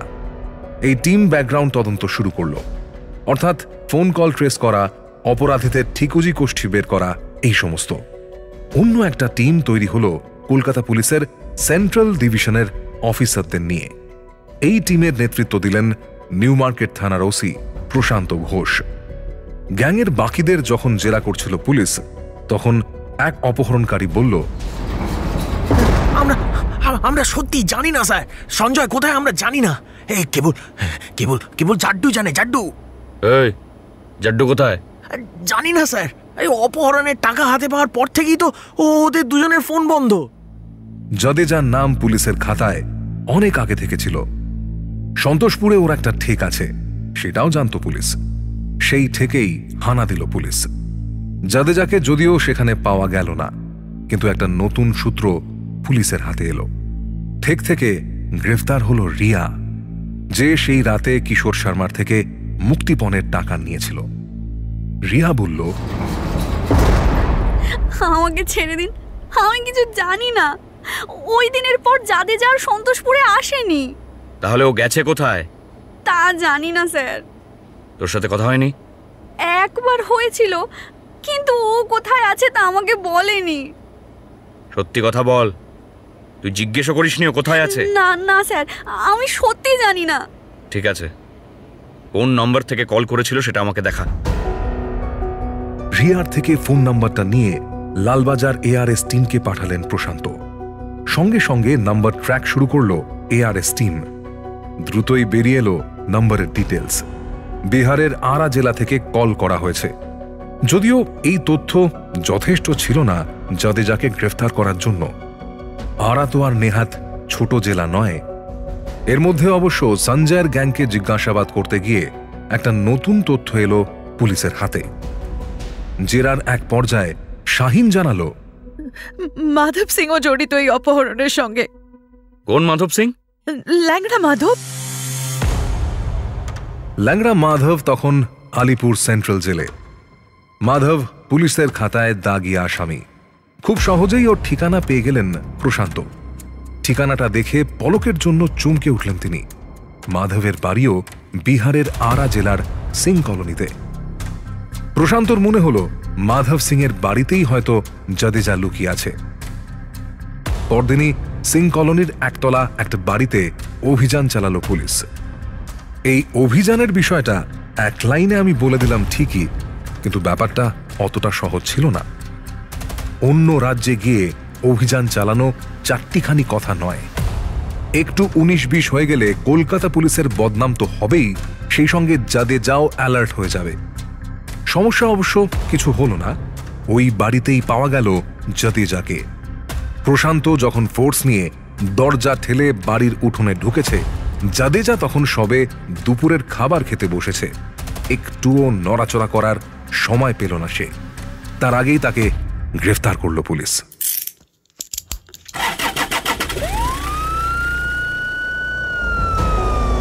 কলকাতায় এনে জাদেজাকে ম্যারাথন জিজ্ঞাসাবাদ শুরু করল পুলিশ। আপাতত পুলিশের লক্ষ্য একটাই, যত দ্রুত পারা যায় সঞ্জয় সিংকে গ্রেফতার করতে হবে। সময় যত এগোবে সঞ্জয়কে ধরা ততটাই কঠিন হয়ে যাবে। এত বড় দেশের কোনো এক কোনায় যদি সঞ্জয় লুকিয়ে যায়, তাহলে কোনো পুলিশের সাধ্য নেই ওকে ধরার। প্রথম দুদিন একটা কথাও কবুল করল না জাড্ডু। শেষে তৃতীয় দিন দুপুরে মুখ খুলল সে। জাড্ডু বলল, সঞ্জয় আর ম্যাপ आप लोग টিটাগড় যাওয়ার পরই আমরা আলাদা হয়ে গেছিলাম। मैं चला गया बिहार, ও থেকে গেল मालदाय। मालदाय কোথায়? हरिदेवपुर। संजय का एक दोस्त का घर है वहां पे। এখন সঞ্জয় কোথায়? মালদাতেই? नहीं, कलकत्ताতেই আছে, কিন্তু कहाँ पे है জানি না। কলকাতা में ওর অনেকগুলো ডেরা, অনেকগুলো। জাদেজার কাছ থেকে সঞ্জয়ের ডেরাগুলোর হদিশ নিয়ে সব জায়গায় তল্লাশি চালালো পুলিশ, কিন্তু না, কোনো ডেরাতেই সঞ্জয়কে পাওয়া গেল না। এমন সময় ওসি এআরএস সুফিয়ান মন্ডল ডেকে পাঠালেন প্রশান্তকে। জিজ্ঞেস করলেন, সঞ্জয়ের কোনো আপডেট আছে? না স্যার, জাদেজা তেমন কিছুই ওগড়াচ্ছে না। সঞ্জয়ের মা স্মৃতি সিং কলিন স্ট্রিটে থাকে জানো তো? হ্যাঁ জানি। আমার টিম লাস্ট এক সপ্তাহ ধরে স্মৃতির ফোন নম্বরটা ওয়াচ করছিল। বেশ কিছু আননোন নাম্বার থেকে প্রায় রোজই ওর কাছে কল আসে। সঞ্জয়? আমারও তাই ধারণা, পাবলিক বুথ থেকে কল করা হচ্ছে। মজার বিষয় হলো বুথগুলো বড্ড র্যান্ডম। আজ যাদবপুর তো কাল দমদম। কোনো প্যাটার্ন আছে কি? কোনো একটা বিশেষ বুথ থেকে দুবার কল? বা দিনের কোন সময় কোন এরিয়ায় বুথ থেকে কল হচ্ছে বেশি? না, সেরকম কোনো প্যাটার্ন নেই। আমি একটা ম্যাপ তাও করেছি, দাঁড়াও দেখাচ্ছি। কথা শেষ করে কলকাতার একটা ম্যাপ মেলে ধরলেন সুফিয়ান। ম্যাপের উপর বেশ কয়েকটা জায়গা লাল কালি দিয়ে মার্ক করা। সুফিয়ান বললেন, এই দেখো, প্রথম কল আসে যাদবপুর স্টেশনের পাশের একটা বুথ থেকে, তারপর ধর্মতলার একটা বুথ। ও হ্যাঁ, তুমি জিজ্ঞাসা করছিলে না কোনো প্যাটার্ন আছে কিনা? একটা জিনিস, তবে সেটাকে প্যাটার্ন বলা যায় কিনা জানি না। গোল পার্কের এই বুথটা থেকে একই দিনে দুবার কল করা হয়েছিল, সকালে আর রাতে। গোল পার্ক? প্রশান্তর মনে পড়ল এই জায়গা থেকেই মুক্তিপণটা নিয়েছিল রিয়া। তাহলে কি সঞ্জয়ের একটা ডেরা আছে ওখানে? প্রশান্ত বলল, বলছি সঞ্জয়ের মাকে দিয়ে একটা টোপ দেওয়া যায় না? দিইনি বলছো? লাভ হয়নি। ওর মা যতবার জিজ্ঞেস করেছে তুই কোথায় আছিস, সঞ্জয়ের একটাই উত্তর, কল করছি, এতেই সন্তুষ্ট থাকো, এরম করলে আর কলও করব না। কি কথা হয় ওদের মধ্যে? তেমন কিছুই না। সঞ্জয় খোঁজ নেয় ওর মা খাওয়া দাওয়া করছে কিনা, বাড়িতে পুলিশ এসেছিল কিনা, ব্যাস এইটুকুই। আমার কেন জানি না মনে হচ্ছে স্যার সঞ্জয় এই গোল পার্কের আশেপাশে কোথাও আছে। কেন বলো তো? টাকাটা ওরা ওখান থেকেই কালেক্ট করলো, ওই জায়গা থেকেই দুবার কল করলো সঞ্জয়। কোনো একটা কারণ তো নিশ্চয়ই আছে, যাদের যা সবগুলো ডেরার খোঁজ আমাদের দেয়নি। তাহলে কি করবে? এ তো জাত ক্রিমিনাল। একবারে যখন বলেনি আর কি বলবে? বলবে স্যার, জাদেজা না বললেও রিয়া বলবে। জাদেজা জাত ক্রিমিনাল, তার উপর সঞ্জয়ের দীর্ঘদিনের বন্ধু। ও যদি নিজে থেকে না চায় তাহলে কোনোভাবেই সত্যি কথা বলানো যাবে না ওকে দিয়ে। আর সঞ্জয় ধরা না পড়লে বাকিদেরকেও একসময় ছেড়ে দিতে হবে। সেদিক থেকে রিয়া বেশ সফট টার্গেট। এরই মধ্যে রিয়ার ব্যাকগ্রাউন্ড চেক করে নিয়েছেন প্রশান্ত। টিপিক্যাল ক্রিমিনাল রিয়া নয়। সেদিনই আবার রিয়াকে জেরা করলেন তিনি। এবার আর কোনো গৌরচন্দ্রিকা নয়, পুরো টু দ্য পয়েন্ট প্রশ্ন। গোলপার্ক থেকে সেদিন টাকাটা নিয়ে কোথায় গেছিলি? প্রশান্তর প্রশ্ন শুনে এক পলকের জন্য কেঁপে উঠল রিয়ার ভুরু। সে বলল, আগেই তো বলেছি স্যার, সন্তোষপুর জাদেজার ডেরায়। কি করে গেলি গোলপার্ক থেকে? কেন? জাদেজার বাইকে চেপে। তাই? জাদেজা তো বলছে সে রাতে ও সঞ্জয়ের সঙ্গে ছিল। না স্যার, ও আমার সঙ্গে ছিল। টাকাটা নিয়ে আমি গলির ভেতরে ঢুকলাম, ওখানেই ও দাঁড়িয়ে ছিল বাইক নিয়ে। বিশ্বাস করুন স্যার, আমি সত্যি বলছি। কোন কোম্পানির বাইক? কোম্পানির তো মনে নেই স্যার। গাড়ির নাম্বার বল তাহলে। জানি না স্যার, নম্বরটা জানি না। যা বলবি ঠিক করে বলবি। এমনিতে তোকে আমরা বেশি দিন আটকে রাখতে চাই না, কারণ তুই শুধু টাকা নেওয়ার কাজ করেছিলিস। মূল ক্রাইমের সঙ্গে তোর কোনো যোগ ছিল না। শোন, যদি সব সত্যি বলিস তাহলে তোর কথা মতো কেস সাজাবো, যাতে তুই অল্প দিনেই বেরিয়ে যেতে পারিস, ঝামেলা ছাড়া। কিন্তু যদি মিথ্যে বলিস তাহলে সঞ্জয় জাদেজা ওদের সঙ্গে একই কাতারে ফেলে তোর সাজার ব্যবস্থা করব। কিন্তু কয়েক মুহূর্তের জন্য চুপ করে রইল রিয়া। সে নিউ টাউন এরিয়ার এক কল গার্ল। নেহাত জাদেজাকেও মনে মনে ভালোবাসে, তাই ওর কথা মতো টাকা নেওয়ার কাজটা করেছিল। এখন যদি মিথ্যে বলার দায় ওর দীর্ঘদিনের জন্য জেল হয়ে যায়, তাহলে রুটি রুজি দুটোই বন্ধ হয়ে যাবে। একবার ঢোক গিলে সে বলল, সব সত্যি বলছি স্যার, কিন্তু কিন্তু কথা দিন আমাকে ছেড়ে দেবেন। আগে বল, তারপর ভেবে দেখছি। আমি নিউ টাউন এরিয়ার মেয়ে স্যার। জাদেজা ছাড়া এদের আর কাউকে আমি তেমন ভালোভাবে চিনি না। মাসখানেক আগে একদিন ও আমাকে বলল একটা কাজ করে দিতে হবে, ছোট কাজ, হয়ে গেলে 40,000 টাকা পাবো। একসঙ্গে অত টাকা আমি দেখিনি স্যার, রাজি হয়ে গেলাম। কাজটাও তেমন কিছু ছিল না, একটা ব্যাগ বালিগঞ্জের একটা বাড়িতে পৌঁছে দিতে হতো। কোন বাড়িতে? স্টেশনের পাশে একটা বাড়িতে। আমাকে নিয়ে গেলে দেখিয়ে দিতে পারবো। আর দেরি করলেন না প্রশান্ত, সঙ্গে সঙ্গে ফোর্স নিয়ে বেরিয়ে পড়লেন। বালিগঞ্জ স্টেশনের পাশের একটা পুরনো দোতলা বাড়ির সামনে যখন গাড়িটা এসে থামল, তখন বিকেল নেমে এসেছে। দ্রুত পায়ে বাড়ির ভেতরে ঢুকলেন প্রশান্ত, সঙ্গে দুজন অফিসার। বাকিরা বাইরে রইলেন। এবার আর দরজা ভাঙতে হলো না। প্রশান্তরা যখন ঢুকছিল ঠিক তখনই কোনো একটা কাজে সঞ্জয়ও বাইরে বেরোচ্ছিল। ওদের দেখে সঞ্জয় সঙ্গে সঙ্গে বুঝতে পারল লুকোচুরি খেলা এবার শেষ। এক পশলা উদাস হাসি নেমে এলো সঞ্জয়ের চেহারায়। গত 1 বছর ধরে সে ভেবে এসেছে কিভাবে সারা কলকাতা জুড়ে গ্যাং বানাবে, ঠিক মুম্বাইয়ের স্টাইলে। হলো না। শুরু করার আগেই তাসের ঘরের মতো ভেঙে পড়ল সবকিছু। ইন্টারোগেশন রুমে স্বেচ্ছায় সমস্ত কাহিনী খুলে বলল সঞ্জয়। খুব বেশি জোর তাকে করতে হলো না। যেভাবে একজন শিল্পী ধীরে সুস্থে বুঝিয়ে বলেন তার শিল্পকর্মের ইতিহাস, ঠিক তেমনভাবেই বলা শুরু করলো সঞ্জয়। বোম্বাই থেকে ফিরে এসেই আমি ভাবছিলাম একটা গ্যাং বানাবো স্যার, একদম সিনেমার মতো। জাড্ডু মাধব এদের আগে থেকেই চিনতাম, নতুন কয়েকজনকেও দলে নিলাম। রাহুলের আগে আরো 2 জনকে তুলেছিলাম আমরা গত বছর, তবে টাকা অনেক কম ছিল। অনেকদিন ধরেই তাই ভাবছিলাম বড় একটা দাও মারব। রাহুলকে আমি ফার্স্ট দেখি গত বছরের ডিসেম্বরে পার্ক স্ট্রিটের একটা ক্লাবে। যে হারে টাকা ওড়াচ্ছিল আমার মনে হয়েছিল বোধহয় কোটিপতির ছেলে হবে। খুব একটা খোঁজ খবর করিনি তখন, করলে বোধহয় ভালো হতো। তখন থেকেই প্ল্যান শুরু করলাম। কয়েকদিন ওকে দেখার পর বুঝলাম মালটা পাক্কা মাগিবাজ, রোজ একটা করে নতুন মেয়ের সঙ্গে আসে। তখনই শাহিনের কথা মাথায় এলো আমার। শাহিনকে তো দেখেছেন স্যার, इतना भी खूबसूरत नहीं होना चाहिए किसी को। যদি ওই লাইনের মেয়ে না হতো আমি ওকে বিয়ে করতাম। শাহিনের বাড়ি দিল্লির করোলবাগে, কাজ করতো পুনা হাইওয়েতে। আমি যখন মুম্বাইতে ছিলাম তখন পরিচয় হয়েছিল শাহিনের সঙ্গে।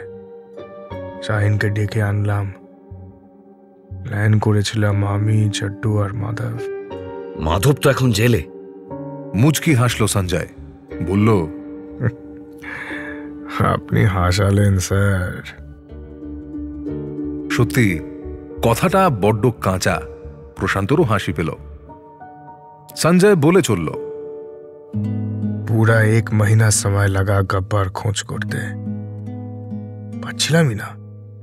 কলকাতায় আমার যতগুলো ডেরা ছিল ওগুলোতে অনেক লোকজন যাতায়াত করে। শেষে জড্ডু পারস মুখার্জিকে খুঁজে আনলো। পারস টিটাগড়ের এক পাতি নেতা, আগে কন্ট্রাক্টর ছিল। ওর খোঁজে 2-3টে বাড়ি ছিল। मैंने और जड्डू हम दोनों ने मिलके डिसाइड किया ওগুলোকেই গব্বা বানাবো। গব্বা ঠিক করে শাহিনকে সামনে এগিয়ে দিলাম। জানেন স্যার, দিনের পর দিন রাহুলের পিছন পিছন শাহিন ক্লাবে ঢুকেছে, ওর আশেপাশে ঘুরেছে, ফিরেও দেখিনি। এক সময় তো ভেবেছিলাম এসব না করে একদম সরাসরি তুলে নেব স্যার। নিতামও হয়তো, যদি আর 1-2 দিন দেরি হতো। আমাদের প্ল্যান ছিল টেংরার দিকের একটা বার থেকে ওকে তুলব, কিন্তু ছেলে হেবি সিয়ানা। শুরু में কিছুতেই পার্ক স্ট্রিটের নিজের চেনা ক্লাবের বাইরে বেরোচ্ছিল না সালা। ক্লাব থেকে বেরিয়ে পার্ক স্ট্রিটের आसपास का कोई হোটেল। দিনের পর দিন ওই সুয়ার কা বাচ্চা আমার চোখের সামনে পূজার সঙ্গে হোটেলের ভেতরে। সালা, ভিতরে ভিতরে আমার রাগও হচ্ছিল। পূজা যতই চেষ্টা করে কিছুতেই পার্ক স্ট্রিটের বাইরে বেরোবে না। আপনি জানেন না স্যার, কত বাবু সোনা বলে ওকে সেদিন টেংরায় আনতে হয়েছে। দুবেক শেষ করার পর রাহুল যখন বাথরুমে গেল তখন ওর শরাবে ঘুমের ওষুধ মিশিয়ে দিয়েছিল পূজা। পাড়ের লোকজন ভেবেছিল মদ খেয়ে বেহুশ হয়ে গেছে। ওরাই রাহুলকে ধরাধরি করে পূজা ট্যাক্সিতে তুলে দিল। তারপর সায়েন্স সিটির কাছ থেকে আমরা রাহুলকে পিক করলাম। সেখান থেকে ওকে নিয়ে প্রথমে গেলাম দুর্গানগরের একটা গব্বায়, ওখানে 2 দিন রাখলাম। তারপর নিয়ে গেলাম সৌদপুর, সেখান থেকে টিটাগড়। তখনও আমরা জানতাম ও কোটিপতি, ওর বাপের অনেক টাকা। সেই মতো আমরা 1 কোটি চাইলাম। পরে বুঝলাম এই হারামিটার পুরো জীবনটাই ডবের, ওর বাপের কাছে অত টাকাই নেই। জানেন তো স্যার, পুরো তহস নহস হয়ে গেছে সব কিছু। ভেবেছিলাম এই একটা কাজ করেই কয়েক মাস আরামে কাটিয়ে দিতে পারবো, হলোই না সাল। এই যত প্ল্যান, তার খরচা করতে করতে অনেক টাকা বেরিয়ে গেছিল। 30 লাখ টাকা क्या होता है? একবার তো মনে হচ্ছিল মালটাকে খতম করে। सपने में भी नहीं सोचे थे मुरारी सागर पुलिस के पास जाएंगे। অনেকগুলো ভুল করেছি স্যার। যদি মুরারি সাগরের বাড়ির সামনে একটা লোক বসিয়ে রাখতাম তাহলে আপনারা আর আমাদের ধরতে পারতেন না। টাকা নেওয়ার কাম ছিল জড্ডুর। আমি সেরাতে বাগবাজারে ছিলাম, জড্ডু ছিল বালিগঞ্জের ডেরায়। ওই রিয়াকে ঠিক করেছিল। আচ্ছা স্যার, বালিগঞ্জের ওই ডেরার খোঁজ কে দিয়েছিল? রিয়া না? পলকের জন্য দৃষ্টি বিনিময় হলো প্রশান্ত আর সঞ্জয়ের। হো হো করে হেসে উঠল সঞ্জয়। জানতাম স্যার, জানতাম সবাই কি আর শাহিন হতে পারে? पारे ना। पहले दिन से मुझे जो कुछ राज नहीं आया वो लड़की। चड्डू के कितना बार बोला एम ए सुविधेन नय, शोने नी भालोबासा। साला भालोबासा, ভালোবাসাই যত ঝামেলার কারণ।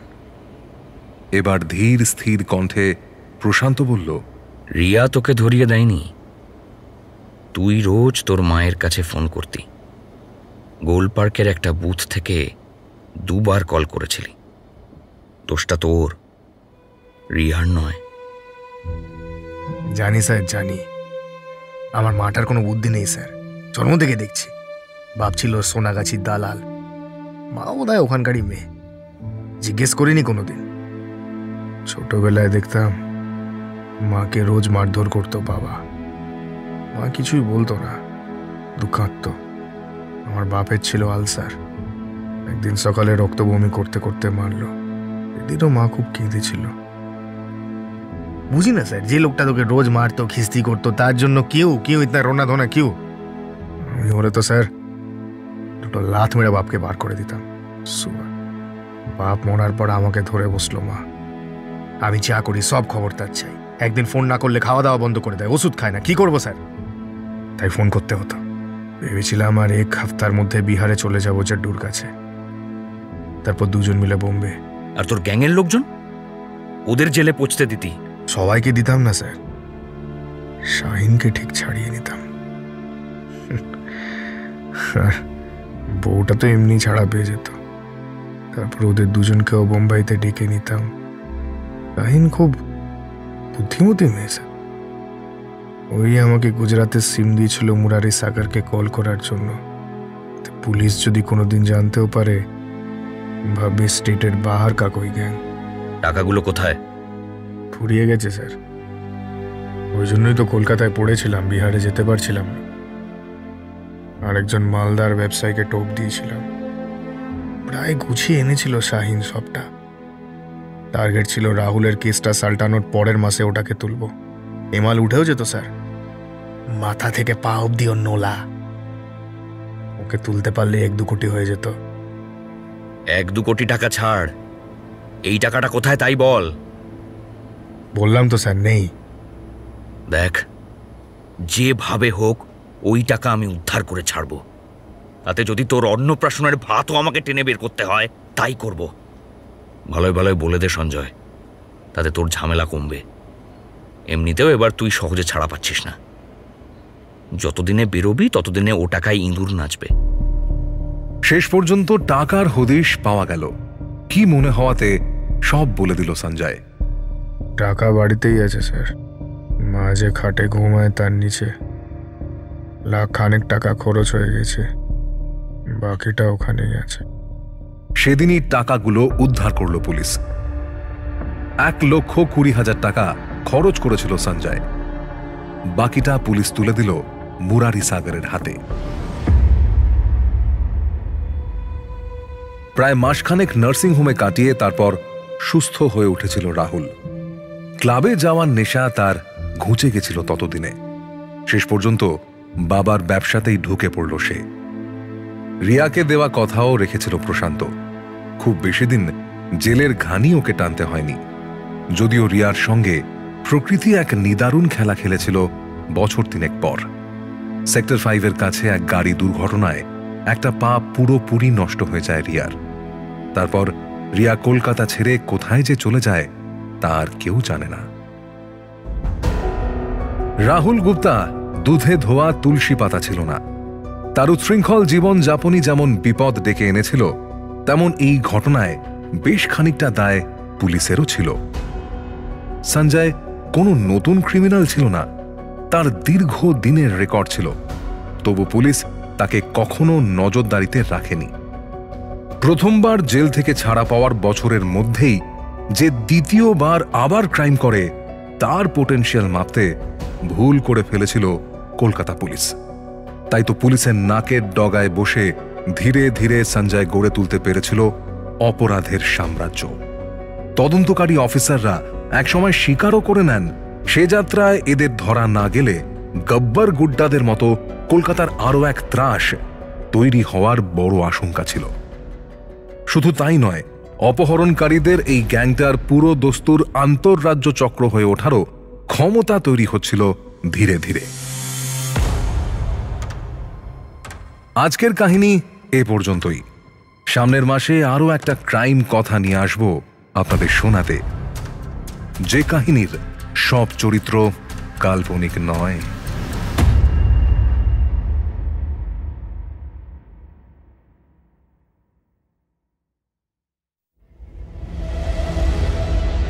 মির্চি বাংলা অরিজিনালসের বিশেষ নিবেদন, ক্রাইম কথা কথা কথা।